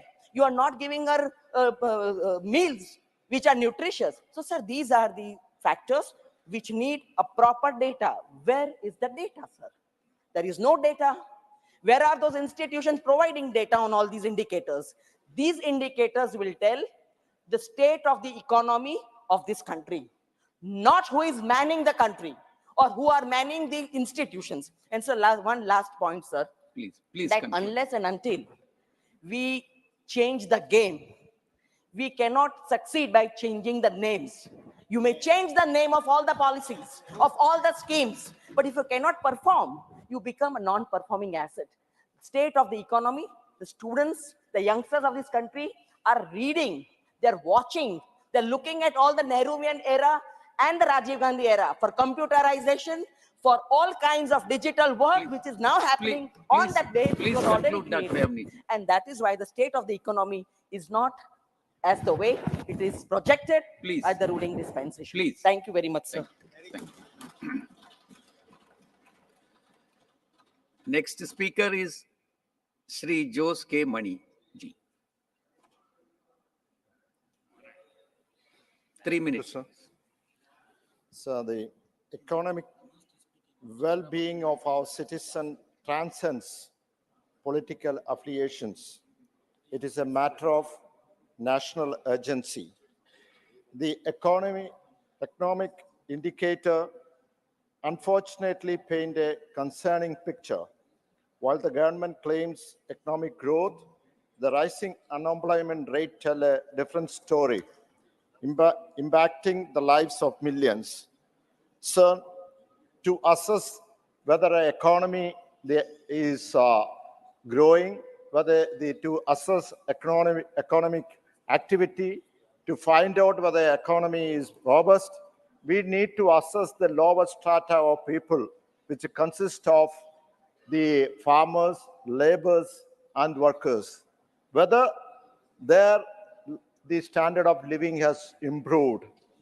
And if you go in the plight of these strata of people, we find that they are struggling for existence, they are struggling for survival, they are struggling to make the ends meet. And not only that, we find that from the data all here, we find that the gap between the haves and have-nots have increased. And about the 40% of the national wealth consists of even 1% of the population. That shows that the wealth is being amassed by a smaller portion of the population. So this really shows that the government is pro-corporate, pro-industry. There's nothing wrong in pro-industry, but it should not be at the expense of the farmers, the lower strata of the people. So when you take the agrarian crisis continues to hunt our farmers, suicide and distress in the rural sector persist. According to the National Crime Records Bureau, it states that the report states that 154 people, that is the farmers and daily wage laborers in India, commit suicide. It's a huge number. I think it is the largest in the world. So definitely there's something wrong with the system. We need to find, and really when you go into in deep, we can find that the economy, when the activities are there, it is not translated into the farmers. Please conclude, Jose. Yeah. Please conclude, Jose K. Mani, please. So Please. when the live example, I can tell you that the rubber farmers of Kerala, sir, you know the rubber farmers. Please. Sir, 1 minute, sir. 1 minute, sir. Sir, sir, it is a strategic product. That's why in 1947 the Rubber Act was enacted and the rubber board, electron rubber board was introduced. But we know that The price conclude. of Your the time natural is rubber over. can be Please, Maniji, improved please. only at the policy of the central government. If there is no, we find that any states where is no political gain by the BJP, they will not give any development at all. Please. It is discrimination. Please, We Maniji, need please to conclude. see the nation as one. If there is no political gain, no development, in the farmers are not helped. Please. So have a heart, actually help the rubber farmers. It is for the nation's development. Thank you very much. Next speaker is Sri Mahesh Jatmalani ji, please. Not present. Not present. Next speaker is Sri Vaiko ji, MDMK.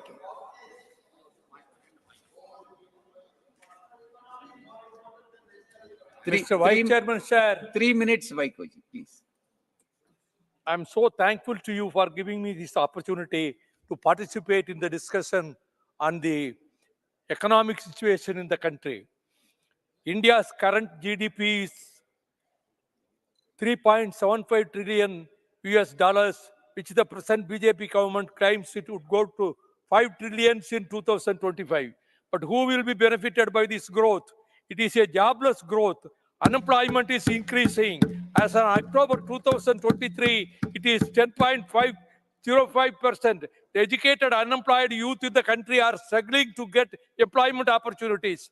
We are witnessing every year 1 crore job loss in our country, and the wages of the workers are falling drastically. We are witnessing the continuing agrarian crisis. You have promised doubling the farmers' income, but unfortunately, farmers' income did not get doubled. But at the same time, suicides of the farmers got doubled. Our banks are in deep crisis. What is the remedy that they are putting forward? The bank NPAs are rising, and the government is providing further concessions to the corporates to write off their loans, but they are not prepared to reduce or write off the loans of farmers, students, and small entrepreneurs in the MSME sector. This country has also faced inflationary pressures over the years, influencing the current unemployment rate in India.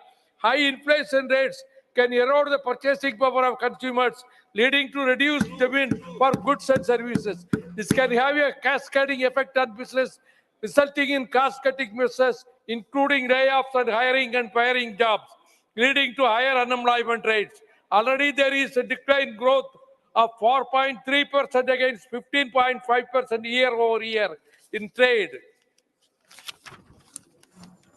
Transport, hotels, and communications industry.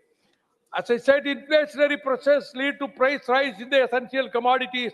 Raw cotton prices increase in the inputs for agriculture and livestock.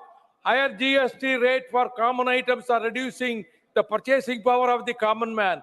The structure of public sector undertakings in your regime is crumbling. One by one, the public sector unit is sold to the corporate giants. When the crude oil is sold at a lower price in the international market, I am not able to understand why the union government is not reducing petroleum retail price to the common people. The price of LPG has been increased manifold in the last 2 years, and it is now beyond the affordability of the poor people. You have a scheme called Ujjwala, but how many people are registered in that scheme? And in that also you have restricted the number of cylinders in the year. So the government should bring down the price of petrol, diesel and LPG, keeping the interest of the common man. The spinning industry in Tamil Nadu has been facing unprecedented losses for several months. For the first time in the last 20 years, exports of yarn and textiles have declined by around 28%. A mill having about 10,000 spindles would produce 2,500 kilogram of yarn per day, which is incurring a loss of 1 lakh per day. The structure of state finance is also very much affected. After the introduction of GST, the revenue has come down. There is no proper distribution of GST collections to the states. The states which are supporting the ruling party at the center are given a favorable position as compared to the states which are ruled by the opposition parties. Our state, Tamil Nadu, is not getting its rightful due from the, 1 minute, sir, from the GST collections despite demands from the state government. The recent Big Jump cyclone has created havoc on the coastal districts of Tamil Nadu, apart from Andhra Pradesh. Our fishermen have lost their livelihood for the last 6 days. Their boats and nets have been washed away. The farmers have lost their standing crops due to waterlogging. The city of Chennai, the whole city was submerged due to unprecedented heavy rains for the last 2 days. Though the state government is doing its best by providing shelter and food at the community centers for the people living in the low-lying areas, it is the due fury of future Your time nature, is over. which is a big Please challenge. conclude. The union government should rescue and relief materials and financial assistance to the state without delay. Very important point. धन्यवाद। माननीय श्री समीर उरांव जी। बहुत बहुत धन्यवाद उपसभापति महोदया, आपने आज के भारतीय अर्थव्यवस्था संबंधित विषय पर सदन में चर्चा करने के लिए भाग लेने का अवसर आपने दिया है। उपसभापति महोदया, पिछले 9 वर्षों में माननीय प्रधानमंत्री जी के नेतृत्व में हमारी सरकार ने विभिन्न निर्णय के कारण आज भारत की अर्थव्यवस्था को विश्व में सबसे आगे बढ़ाया है और बहुत तेजी से उभरती अर्थव्यवस्था में से एक है। उपसभापति महोदया, आज विश्व में भारतीय अर्थव्यवस्था 5वीं सबसे बड़ी अर्थव्यवस्था है। समूचे विश्व में पिछले कुछ वर्षों में रूस, यूक्रेन युद्ध, इजराइल, हमास युद्ध, कोरोना महामारी जैसे अनेकों संकट का सामना करना पड़ा है। इसके बावजूद इन सारे समस्याओं के कारण विश्व के लगभग सभी देशों की अर्थव्यवस्थाओं पर नकारात्मक प्रभाव पड़ा है। परंतु माननीय प्रधानमंत्री जी के सोच एवं आर्थिक अनुशासन के कारण इन अनेकों संकटों का सामना करने के पश्चात भी भारत की अर्थव्यवस्थाएं स्थिरता के साथ समूचे विश्व का मार्गदर्शन कर रही है। उपसभापति महोदया, आज सरकार की मजबूत आयात निर्यात नीतियों के कारण देश में विदेशी मुद्रा का भंडार अपने देश के अंदर उच्च स्तर पर हो रहा है। सरकार द्वारा अनेक जन कल्याणकारी योजनाओं का संचालन इस देश के अंदर अपने यशस्वी प्रधानमंत्री आदरणीय नरेंद्र भाई मोदी जी के नेतृत्व में हो रहा है। सरकार द्वारा ऐसे देश के अंदर जो जरूरतमंद लोगों को मुफ्त में अनाज वितरण करके असहाय लोगों को, विकलांग लोगों को और वृद्ध लोगों को पेंशन योजनाओं के माध्यम से ये लाभ प्रदान करने का भी काम हमारे यशस्वी प्रधानमंत्री जी के नेतृत्व में हो रहा है। इतने बड़े स्तर पर इन सामाजिक योजनाओं पर खर्च के बाद भी देश की अर्थव्यवस्था लगभग सकारात्मक रूप से आगे बढ़ रहा है। उपसभापति महोदया, सरकार द्वारा एक देश एक टैक्स के रूप में जीएसटी को लागू किया गया।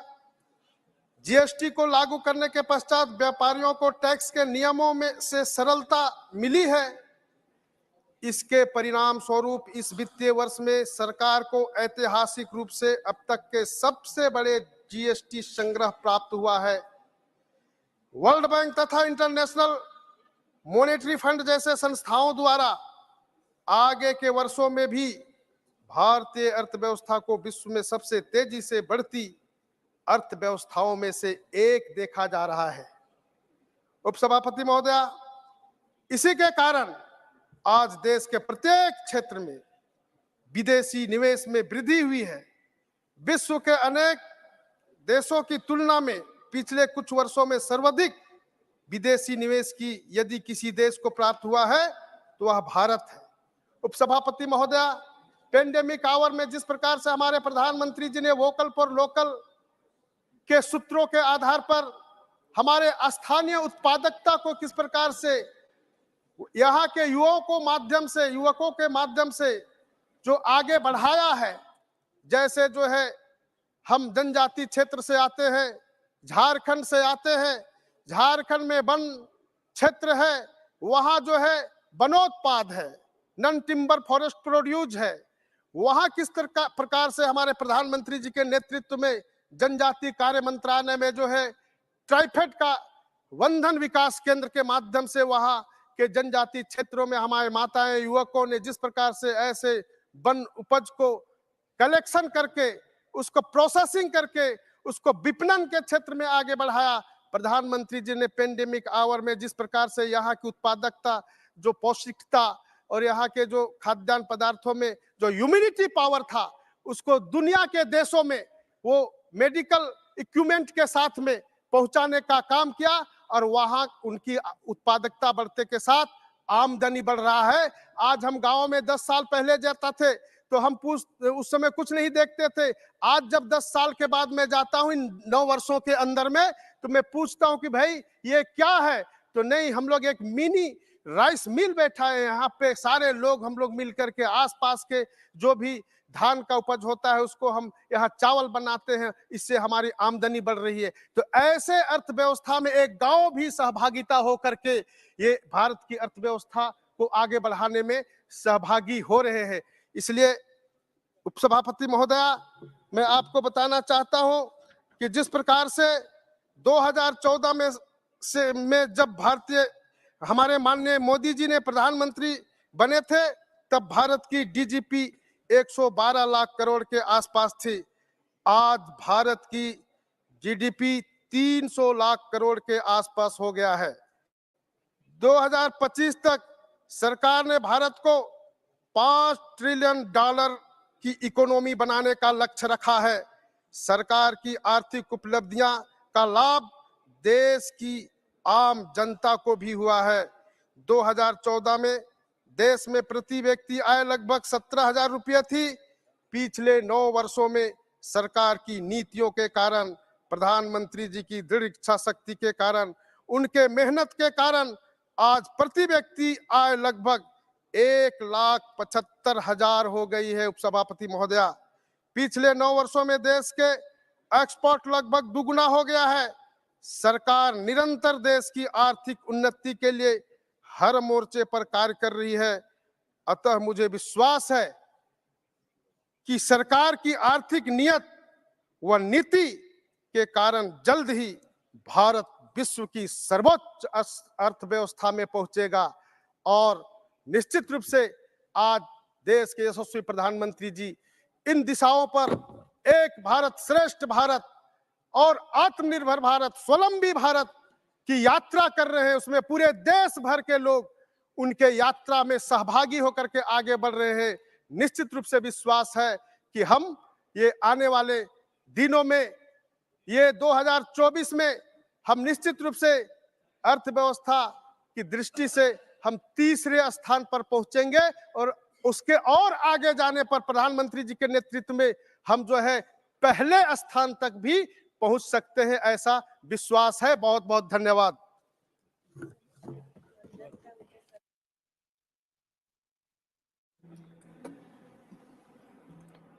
धन्यवाद।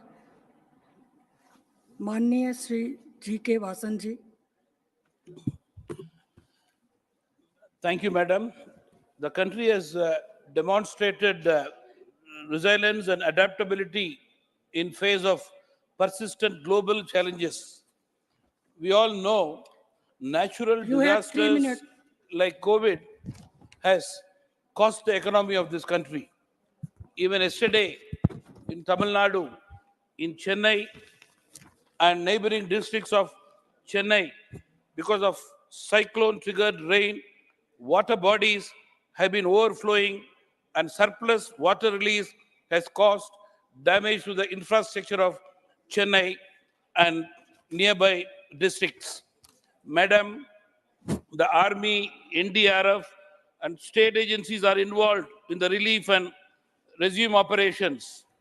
But the damage caused for the Chennai city and the neighboring districts need more attention immediately. I request the central government to take care of the need of the Chennai people and neighboring district people at the time of this unfortunate disaster, which they are not able to bear because of the velocity of the rain. I request the state government also to work on a war footing to bring life to normalcy in the districts and city which has been fully destroyed by the continuous rain for the past 24 hours. To conclude, Madam, Delta farmers in Tamil Nadu have been severely affected due to crop loss.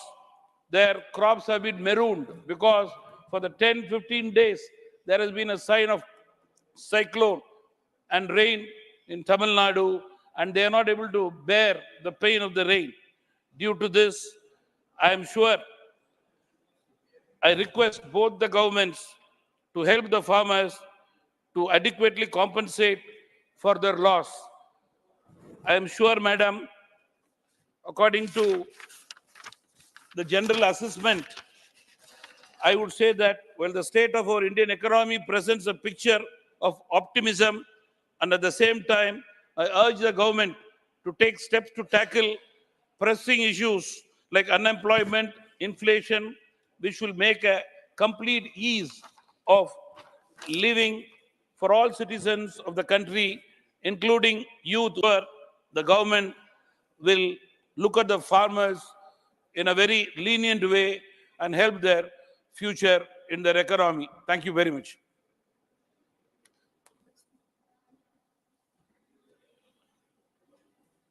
माननीय श्री राकेश सिन्हा जी, आपके पास 15 minute का समय है। 15।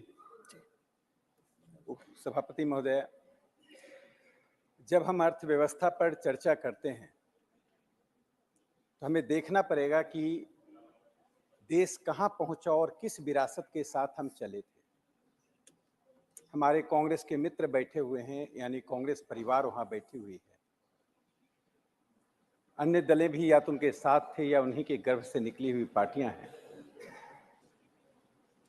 अभी भारत में को ऐसा सौभाग्य लेना चाहिए।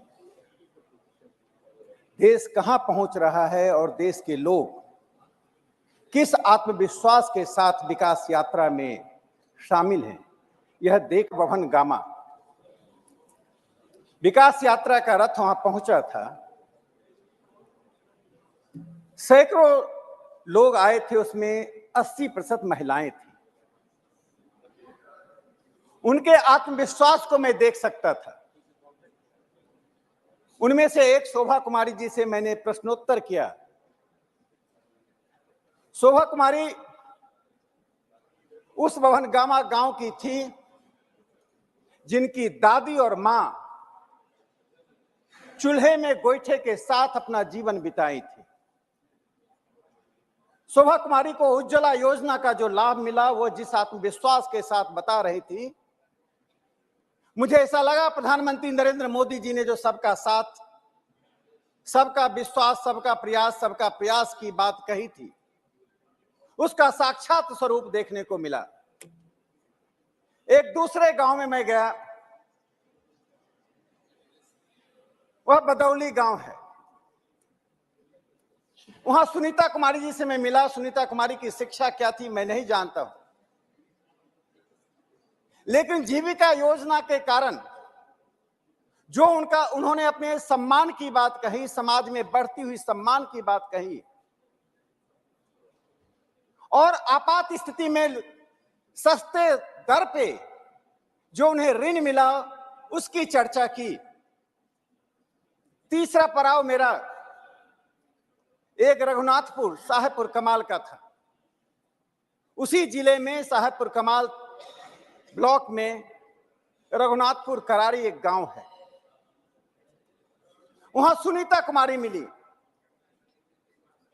जब मैंने अपने भाषण में उस कहानी का जिक्र किया जिसको मैं टेलीविजन चैनल पर कई बार बोल चुका हूं, जब मैं छोटा था और मेरी मां गोईठे से चूल्हे में भोजन बना रही थी, तो एक उनकी सखी आई और बोली, किसी का नाम लिया, वह नाम मुझे याद नहीं था मैं, लेकिन वो कहानी मेरे मस्तिष्क पटल पर अंकित हो गया कि जब वह महिला शौच के लिए गई, किसी व्यक्ति ने उसके ऊपर टॉर्च जलाया और वो वापस आ गई। जब मैं ये कहानी बता रहा था तो महिलाओं की मैं दृश्य को देख रहा था और सबने कहा जो आपने सुनाया वैसी ही घटनाएं एक या दूसरे रूप में घटती रही। लेकिन प्रेमलता कुमारी जी से जब मैंने पूछा, उन्होंने कहा शौचालय मिलना मेरे जीवन और मेरे परिवार के लिए सबसे बड़ा सम्मान का विषय है। यह बात मैं इसलिए कह रहा हूं कि गरीबी को मापने का जो नया मापदंड बना है, multi dimensional poverty, NITI Aayog ने यूएनडीपी और ऑक्सफोर्ड पॉवर्टी इनिशिएटिव जो ऑक्सफोर्ड का है, इन दोनों के साथ मिलकर national multi dimensional poverty index बनाया। सभापति महोदय, 2014 से लेकर 2023 तक में 24% जो मल्टी डायमेंशनल पॉवर्टी था वह लगभग 14% हो गया। 9% से अधिक गरीबी कम हुई। मैं जब विरासत की बात कह रहा था, जिस प्रेमलता जी की बात मैंने की, जिस सुनीता कुमारी की बात कही, जिस शोभा देवी की बात मैंने कही, जब इनके दादाजी थे तब Congress party socialistic pattern of society का नारा दे रही थी, समाजवादी प्रकार के समाज के निर्माण का नारा दे रही थी, लेकिन न शौचालय था, न घर था, न समृद्धि थी, न सम्मान था। जब उनके पिताजी आए तब कांग्रेस पार्टी गरीबी हटाओ का नारा दे रही थी, लेकिन उनका परिवार उसी शौचालय के बिना, उसी घर के बिना, उसी सम्मान के बिना जी रहा था। आज परिस्थितियां बदली। इस सोशलिस्टिक पैटर्न ऑफ सोसाइटी आपने 1948 में दिया। 8 साल के बाद आपने कहा डेमोक्रेटिक सोशलिज्म बनाएंगे। शब्दों का एर फेर करके देश की जनता को गुमराह करते रहे और 56 के बाद 1971 में आपने कहा हम गरीबी हटाएंगे, लेकिन देश वहीं का वहीं खड़ा रहा। सभापति महोदय, इंटरनेशनल मॉनेटरी फंड, अंतर्राष्ट्रीय संस्था की टिप्पणियां 1980 के दशक में क्या होती थी और नेहरू युग में जब हमारे खाद्य मंत्री विदेश जाते थे तो अमेरिका के कांग्रेस में, सीनेट में क्या बोला जाता था, उन टिप्पणियों को मैं दोहराकर भारत के अपमान को लोगों के मन में फिर से लाना नहीं चाहता हूं। किस प्रकार से हमारे खाद्य मंत्री को कहा गया कि कटोरा लेकर अब अमेरिका आए हैं। जिस प्रकार का अपमान भारत को सहना पड़ा, उसी सीनेट में भारत के प्रधानमंत्री जी के लिए जो स्टैंडिंग ओवेशन हो रहा था, वो भारत की समृद्धि का, भारत के सम्मान का, भारत के अंतर्राष्ट्रीय राजनीति में महत्व का एक परिणाम है। यह नेहरू युग और मोदी युग का एक महत्वपूर्ण अंतर रेखांकित हो रहा है। जो मैंने मल्टी डायमेंशनल पॉवर्टी की बात कही, दूसरा इंडिकेटर वह सस्टेनेबल डेवलपमेंट का है। 2015 में 139 देशों ने एक सस्टेनेबल डेवलपमेंट गोल्स तैयार किया। 1 जनवरी 2016 से सस्टेनेबल डेवलपमेंट लागू हुआ। 2015 में यूनाइटेड नेशन का सस्टेनेबल डेवलपमेंट समिट में प्रधानमंत्री नरेंद्र मोदी जी ने जो 2 बातों को रेखांकित किया, वह सबको गौर से सुनना चाहिए। Sustainable development of 1/6 of humanity will have a great consequence to the world and our beautiful planet. The world will be of fewer challenges and greater hopes. आज उस सस्टेनेबल डेवलपमेंट जिसका 2030 हमने एक समय निर्धारित किया है, पूरी दुनिया को सस्टेनेबल डेवलपमेंट में लाने के लिए इस देश को इस बात के लिए गर्व करना चाहिए, प्रधानमंत्री नरेंद्र मोदी जी के नेतृत्व में हमारी सरकार की आर्थिक कार्य संस्कृति हमारी सरकार की उस दृष्टि के कारण आज जो गोल निर्धारित हुआ है, जो लक्ष्य निर्धारित हुआ है, उस लक्ष्य से हम आगे चल रहे हैं। 1.2 हम आगे चल रहे हैं और पूरी दुनिया देख रही है कि ब्राजील और साउथ अफ्रीका जैसे धनी देशों की तुलना में भारत 1.2 आगे है, यानी सस्टेनेबल डेवलपमेंट को हम 2030 से आने से पहले प्राप्त कर लें। तीसरा एक महत्वपूर्ण पक्ष इसमें आता है सभापति महोदय, स्थूल बातों की चर्चा हुई जिसमें पर कैपिटा इनकम जीडीपी की है, मैं उसे दोहराना नहीं चाहता हूं, लेकिन देश में कुछ ऐसे सूक्ष्म बातें होती हैं जो छोटे स्थान पर रहने वाले लोगों के जीवन को प्रभावित करता है।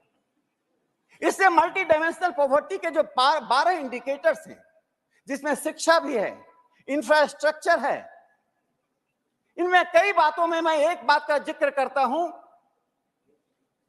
जन औषधि केंद्र, कैसे सामान्य व्यक्ति का जीवन इससे प्रभावित हुआ है। बड़े घरों में रहने वाले, बड़ी गाड़ियों से चलने वाले, दशकों से तक सत्ता का भोग करने वाले शायद जन औषधि केंद्र के महत्व को नहीं समझ पाएंगे। 7 मार्च 2022 को प्रधानमंत्री जन औषधि केंद्र के लाभार्थी से बात कर रहे थे। बात करते समय जिनका नाम था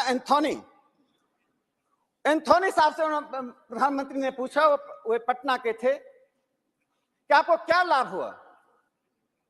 जो एंथोनी ने कहा वह आंखें खोल देने वाली।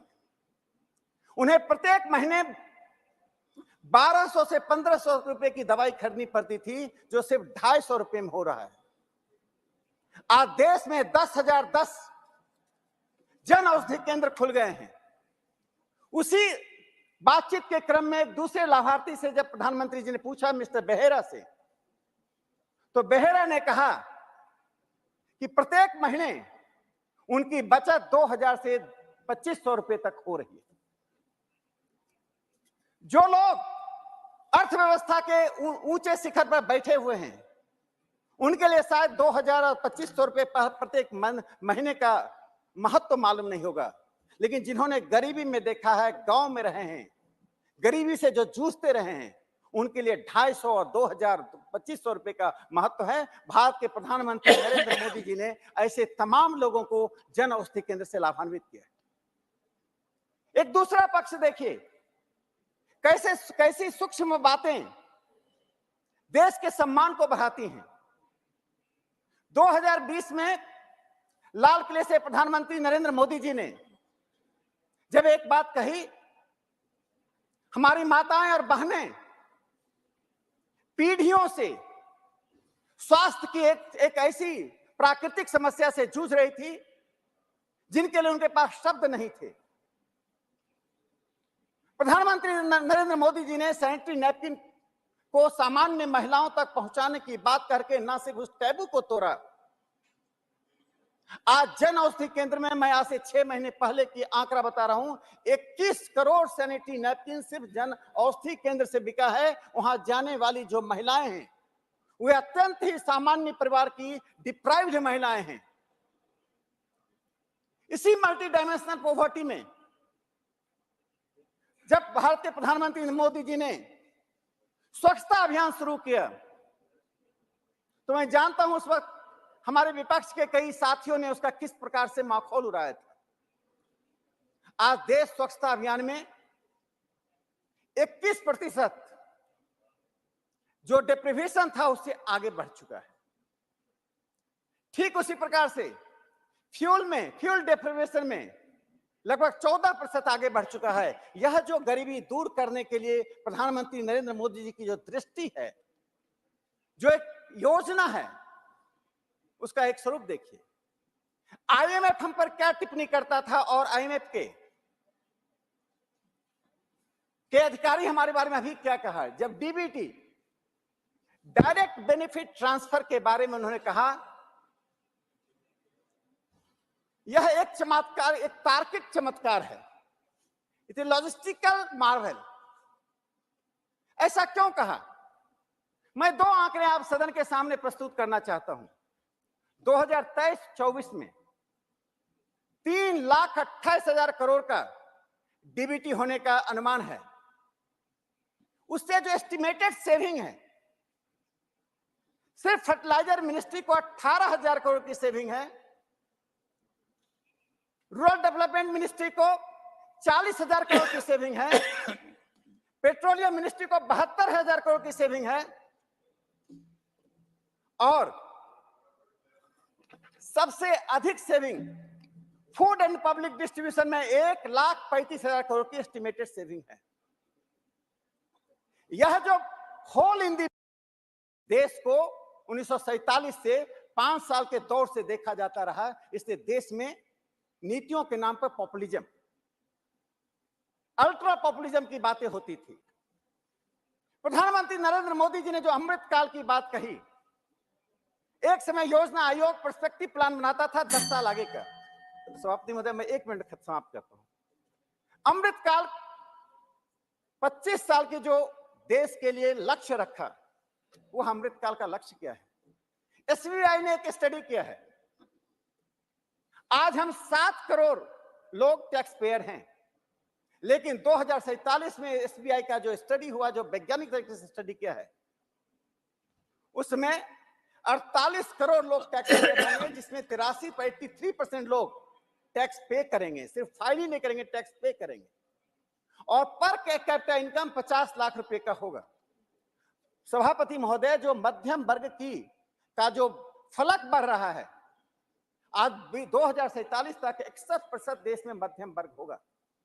इसलिए मैं कहना चाहता हूं कि राजनीति बदलती है, आप आलोचनात्मक रहें, लेकिन जब देश विकास के दौर से गुजर रहा है, जब दुनिया में भारत के प्रधानमंत्री जब जाते हैं, उस देश की प्रतिष्ठा बढ़ रही है, रिवर्स माइग्रेशन हो रहा है। जो इंजीनियर, डॉक्टर 47 के बाद से हमारे आईआईटी एनआईटी से पढ़कर, हमारे मेडिकल कॉलेज से पढ़कर अमेरिका और जापान और इंग्लैंड जाते थे, वे भारत की ओर आ रहे। पहली बार दुनिया का अखबार यह लिख रहा है कि reverse migration will make impact on silicon valley.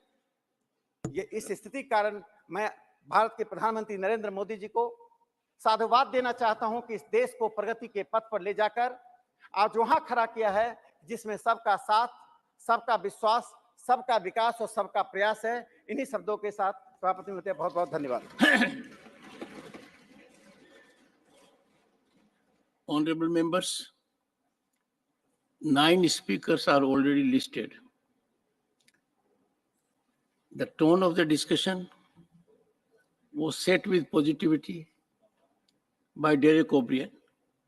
I have got a request from number of members, including the main opposition party, that more members are keen to participate.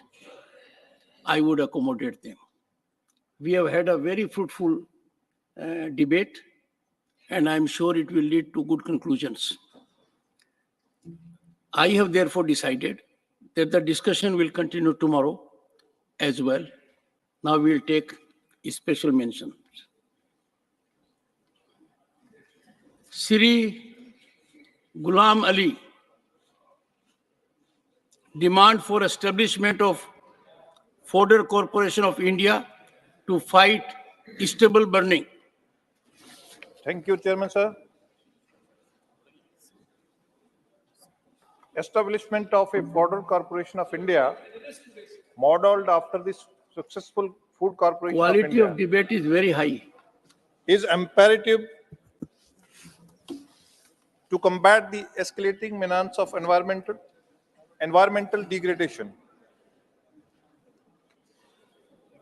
The adverse effect of stubble burning and scarcity of fodder, the agriculture and animal husbandry sectors,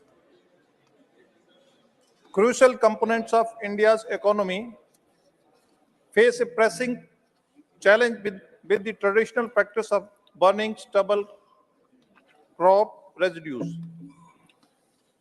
Scarcity of fodder, high prices, and animal dying due to hunger, contributing significantly to air pollution and animals devoid of adequate fodder. A dedicated fodder corporation would play a pivotal role in addressing this issue by promoting sustainable agriculture practices. It could incentivize farmers to adopt alternative methods for managing crop residues, such as converting them into fodder for livestock. By establishing efficient collection center and processing units, the corporation can streamline the conversion of crop residue into nutrient-rich fodder, reducing the reliance on environmentally harmful practices like stubble burning. Chairman, sir, moreover, the fodder corporation can act as a catalyst for rural development by creating employment opportunities and promoting the use of eco-friendly technologies. By integrating modern farming techniques and providing training to farmers, the corporation can enhance agricultural productivity while mitigating the environmental impact of traditional practices. In essence, the establishment of Fodder Corporation of India is not just a necessity, but a strategic imperative for fostering sustainable agriculture, preserving the environment, and safeguarding the well-being of future generations. It represents the forward-thinking approach to balance agricultural needs with environmental conservations, ensuring a harmonious coexistence between farming practices and ecological integrity. I urge government to establish Food Corporation of India. Thank you. Shri Subhash Chandra Bose Pilli, demand for mega food storage plan. Respected Chairman, sir. Thank you, sir.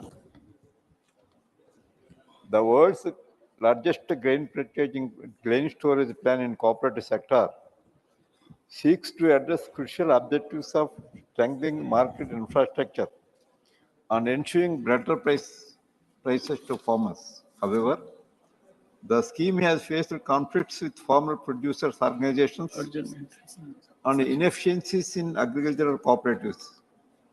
India's track record in maintaining infrastructure compounds to the issue, and the storage capacity for perishable producers remains insufficient. Managing food quality has been problematic, as the PDS have been known to distribute poor quality grains due to outdated storage infrastructure. There has been a lack of proactive measures and investments in addressing post-harvest losses, causing farmers to bear the brunt of these issues.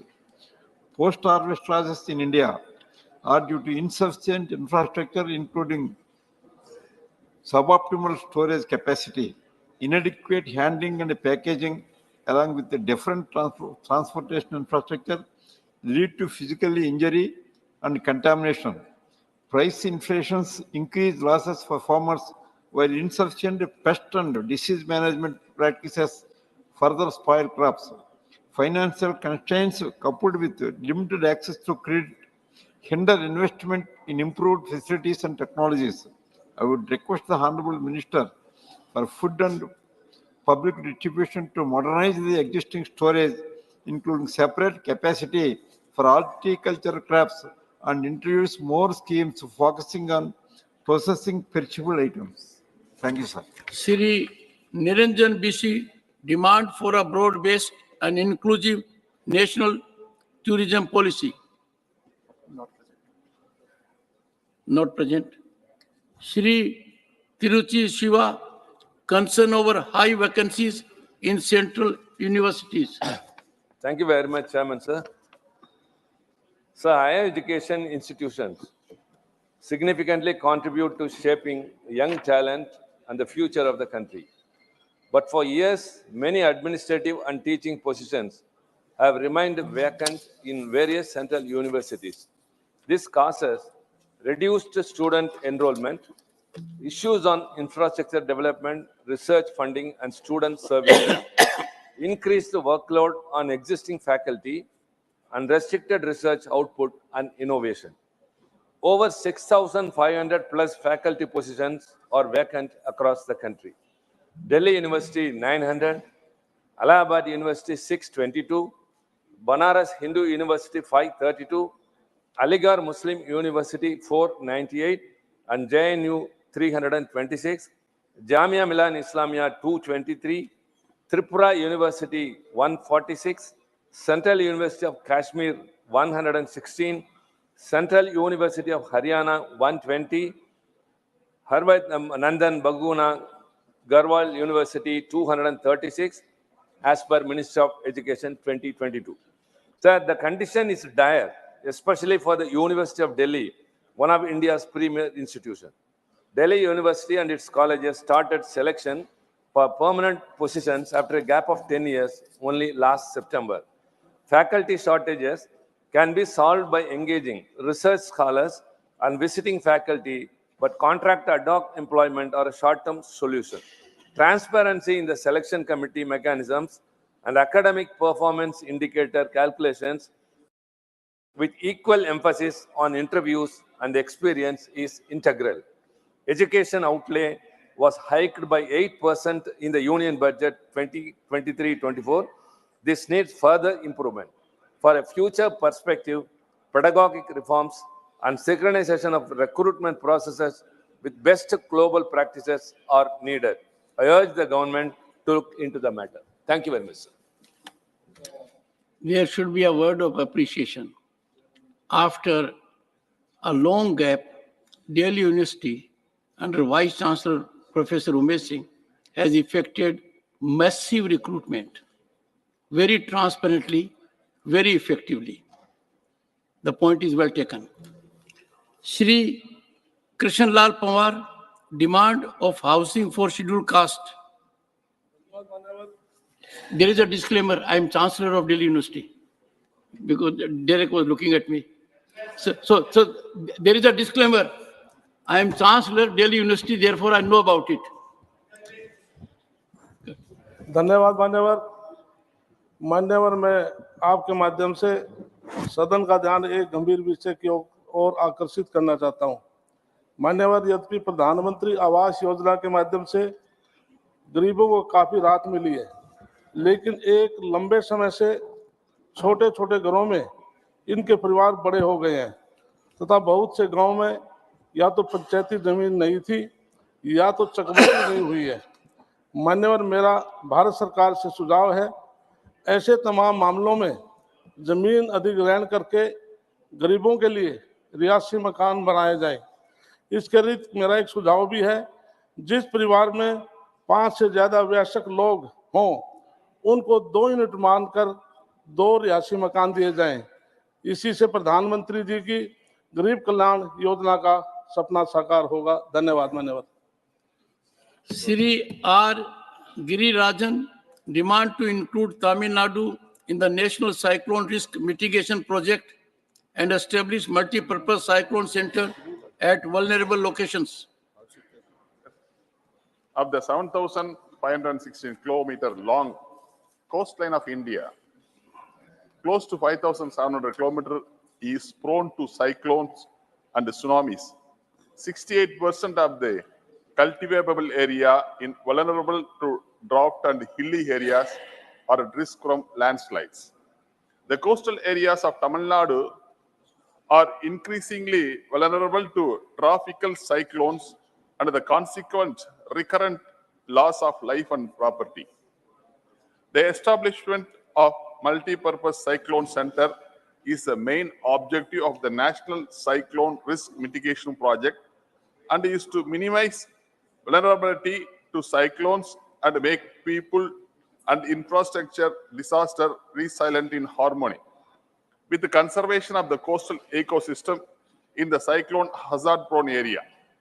In the first phase, the government had constructed 567 such multi-purpose cyclone centers in Odisha, Andhra, Gujarat, and West Bengal, but not a single MCC was constructed in Tamil Nadu, which has been revenged frequently than any other state in the country. Out of 353 MCCs in the second phase, 112 in Gujarat, 27 in Kerala, 11 in Karnataka, 13 in Maharashtra, 150 in West Bengal, 40 in Goa are to be constructed. Tamil Nadu was revenged continuously from tsunami in 2004 and cyclones Thane, Nilam, Barda, Okki, Gaja, Nivar and Mandos. I urge the Union government to include Tamil Nadu in the National Cyclone Risk Mitigation Project to establish multi-purpose cyclone center at vulnerable locations and take appropriate measures for prevention, mitigation, capacity building and preparations to combat cyclone storms in the coming years. Thank you, sir. Sri Lair Singh Siroya demand to boost destination wedding economy in Bharat. ಸನ್ಮಾನ್ಯ ಸಭಾಪತಿಗಳೇ, ನಮಗೆ ಅವಕಾಶ ಮಾಡಿಕೊಟ್ಟಿದ್ದಕ್ಕೆ ನಮಗೆ ಧನ್ಯವಾದಗಳು. Honourable chairman sir, आपका बहुत बहुत धन्यवाद. आपका बहुत बहुत धन्यवाद. I draw attention to the potential and creating awareness about destination weddings in India and its impact on our economy, sir. Recently, Honorable PM Shri Narendra Modi spoke about rich families celebrating destination weddings in foreign locations and urged the citizens to choose Bharat as the wedding destination. There is a great possible of creating destination weddings economy in the Bharat. While weddings are traditionally viewed as a personal celebration, their collective impact on the economy is substantial. Wedding festivities contribute significantly to the thriving service sector such as banquet halls, hotels, event management, catering, flower decoration, travel services, photography, music orchestra, etc., etc. Honorable Chairman, sir, the consumption of these diverse services generates numerous job opportunities. According to the estimate from the Confederation of All India Traders, around 5,000 destination weddings are held abroad each year, when an estimated expenditure is of rupees 50,000 crores and above. This trend underscores the need for concerted efforts to retain these celebrations within our country. Bharat boasts a plethora of enchanting locales, ranging from breathtaking natural landscapes, sacred temples towns, to royal palaces and secluded islands.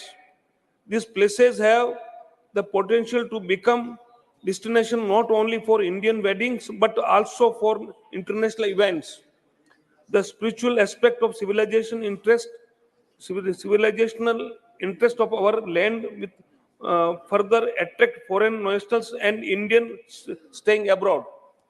I urge the government to take proactive initiative such as policies formulation, creation of dedicated portal, or launch of an informative campaign which would raise awareness about the possibilities of hosting destination weddings within our country and contributing positively to our economy, sir. Thank you very much, sir.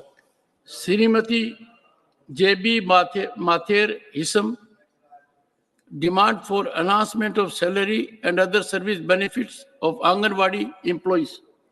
Chairman, sir, I am deeply obliged by the opportunity, and the special mention is on the subject demand for enhancement of salary and other service benefits of Anganwadi employees.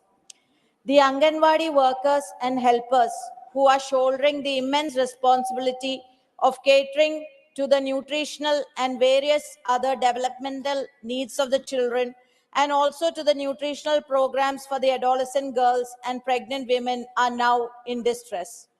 There is no hike in their salary for the past 7 years. The present monthly salary of Anganwadi helpers is rupees 12,000 and that of Anganwadi workers is rupees 8,000 in Kerala.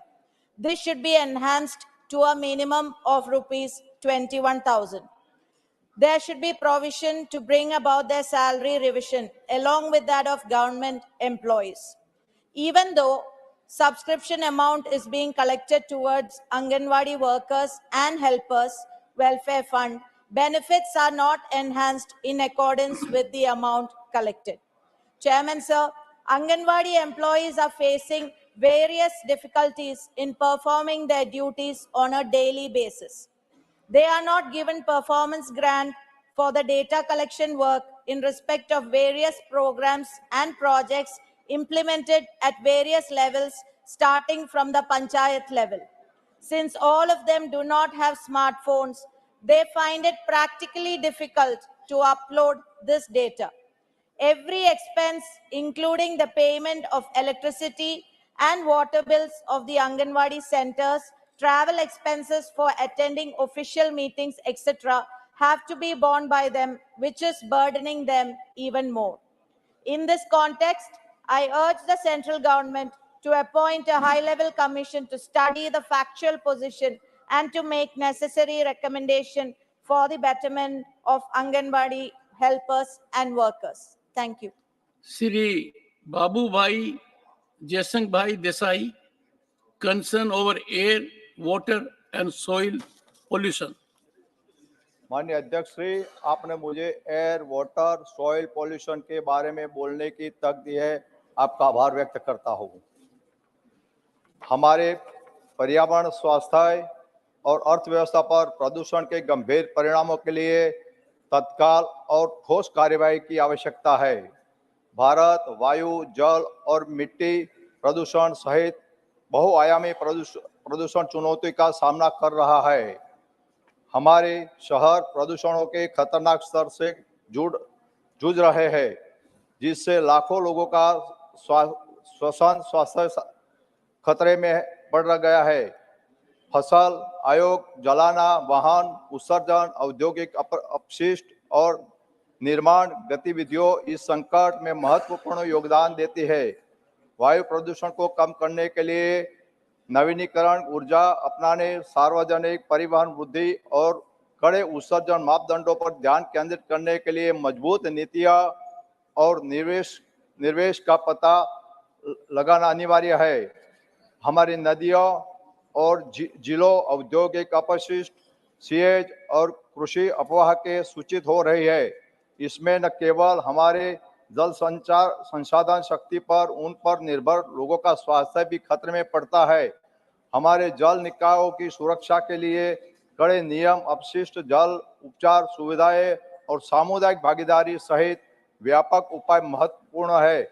इससे अलावा रसायनों के अंधाधुंध उपयोग और अनुचित अपशिष्ट निपटाने विधियों के कारण हमारी मिट्टी का क्षरण कृषि उत्पादकता और मानव स्वास्थ्य के लिए खतरा पैदा करता है। हमारी भूमि की रक्षा के लिए टिकाऊ कृषि पद्धतियों और उपशिष्ट प्रबंधन रणनीतियों को प्रोत्साहित करना आवश्यक है। मैं सरकार के प्रदूषण से निपटने के लिए प्राथमिकता देना आवश्यक करता हूँ। माननीय अध्यक्ष श्री, अपने ऋषि मुनियों ने और अपने वेदों और शास्त्रों ने भी बोला है कि जिसका कोई विकल्प नहीं है, ये चीज को पूरी अपने को तकेदारी लेने की अपने सबकी फर्ज है। Thank you sir. Dr. John Britas, concern over fiscal stability of states.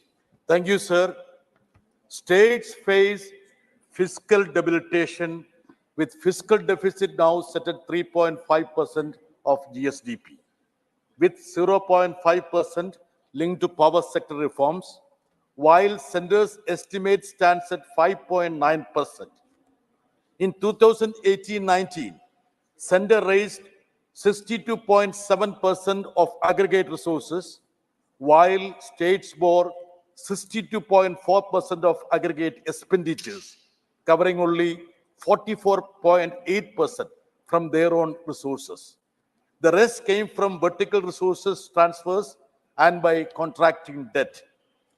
There is a notable revenue devolution imbalance, exemplified by Kerala's decline in tax share from 3.875% during 10th Finance Commission period, when Kerala's share of India's population, as per the benchmark 1971 census, was 3.89%, to around 1.925% now, when state's population share is 2.76%.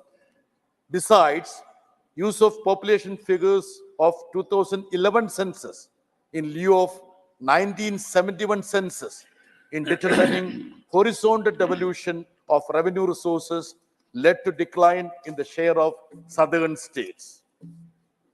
Should include cess and surcharges in divisive pool as there is significant increase in centers' gross tax revenue from 8.16% in 2011-12 to 28.08% in 2021-22, amounting to 7.06 lakh crores, thereby reducing states' effective share in central taxes. Another constriction is the new stipulation to reckon public account balances and borrowings by state entities when fixing states' net borrowing limits, while off-budget borrowings of central entities are neither considered as government debt or reckoned for fixing its borrowing limits. 34% of union revenue is estimated from borrowings and other liabilities. Hence, I urge government to take steps to ensure fiscal stability of states. Thank you, sir. Shri Surender Singh Nagar, concern over air pollution in Delhi NCR. सभापति जी, Delhi NCR में हवा प्रदूषण में वृद्धि हुई है, जिसका अधिकांश दोष किसानों पर लगाया जा रहा है। पराली जलाना इसका महत्वपूर्ण कारण बताया जा रहा है। दिल्ली एनसीटी की प्रदूषण गतिविधियों में अगर आप देखें तो वाहन एमिशन का जो कंट्रीब्यूशन है वो लगभग 40% है। दिल्ली एनसीटी में प्रदूषण के लिए अन्य राज्यों में पराली जलाने की घटनाओं को जिम्मेदार माना जा रहा है, जबकि यह विडंबना है कि पराली जैसी घटना जलाने की घटनाओं का उच्चतम प्रतिशत जो है पंजाब से सामने आया। 2022 की इस अवधि के मुकाबले 63% अधिक मामले पंजाब से आए हैं। अगर अन्य राज्यों के वो आंकड़े देखें तो इस संबंध में हरियाणा में 2022 में पराली जलाने की घटनाओं में 39% कमी आई है। उत्तर प्रदेश में लगभग 65% पराली जलाने के मामले में कमी आई है। जैसे राज्यों के, इसलिए मैं इससे राज्यों के नेतृत्व की सराहना करता हूं जिन्होंने अपनी नीतिगत बदलाव लागू किए, पराली जलाने के विकल्प जैसे बायोडिकम्पोजर को बढ़ावा दिया। अंत में मैं किसानों पर दोष लगाने की बजाय दिल्ली एनसीटी को पड़ोसी राज्यों के साथ मिलकर वाहन निर्माण, विध्वंस, अन्य गतिविधियों सहित सभी स्रोतों से प्रदूषण को संबोधित करते हुए पहल करनी चाहिए। मैं माननीय पर्यावरण जलवायु मंत्री से दिल्ली सरकार से वायु प्रदूषण गुणवत्ता प्रथाओं में हस्तक्षेप करने का अनुरोध करता हूं। Dr. Shantanu Sen, demand for release of funds under National Health Mission to West Bengal. Thank you, sir. Sir, my special mention is on demand for release of funds under National Health Mission to West Bengal, regarding which our Honorable Chief Minister, Madam Mamata Banerjee, has also written a letter to our learned Prime Minister a few days back. Sir, in our state of West Bengal, in our endeavor, we are providing affordable, accessible and quality health care to all free of cost. There has been significant increase in our budgetary allocation to healthcare in the last 12 years, and many important public health initiatives such as construction of super specialty hospitals, Shastro Shati, Shishu Shati, Matrima, Chokher Alo, etc. have been successfully launched in the last few years, and a large number of people have benefited out of this. Under National Health Mission NHM also, West Bengal has always been front runner in implementation of different public health programs. As a part of National Health Mission scheme, our state has been performing exceedingly well for settling up health and wellness centers in our state. You may be happy to know, sir, that at present there are around 11,000 functional health and wellness centers benefiting to more than 3 lakh people every day. These buildings have been constructed since 2011 in accordance with color branding of state. I am informed that fund release under NHM to West Bengal has been withheld due to non-compliance of certain color branding guidelines for health and wellness centers, despite other conditionalities being fulfilled. The withholding of fund release would adversely deprive the poor people of their benefit. Kindly appreciate that changes in the color brand by way of repainting so many buildings would involve significant infractuous expenditure. I would therefore urge the government for release of NHM fund for West Bengal and for removal of specific color branding conditionalities for health and wellness centers for fund release under NHM, so that the poor people do not suffer from lack of quality health services. Thank you very much. Honorable members, the remaining special mentions will be taken up tomorrow. The House stands adjourned to meet at 11 a.m. on Wednesday, the 6th December 2023.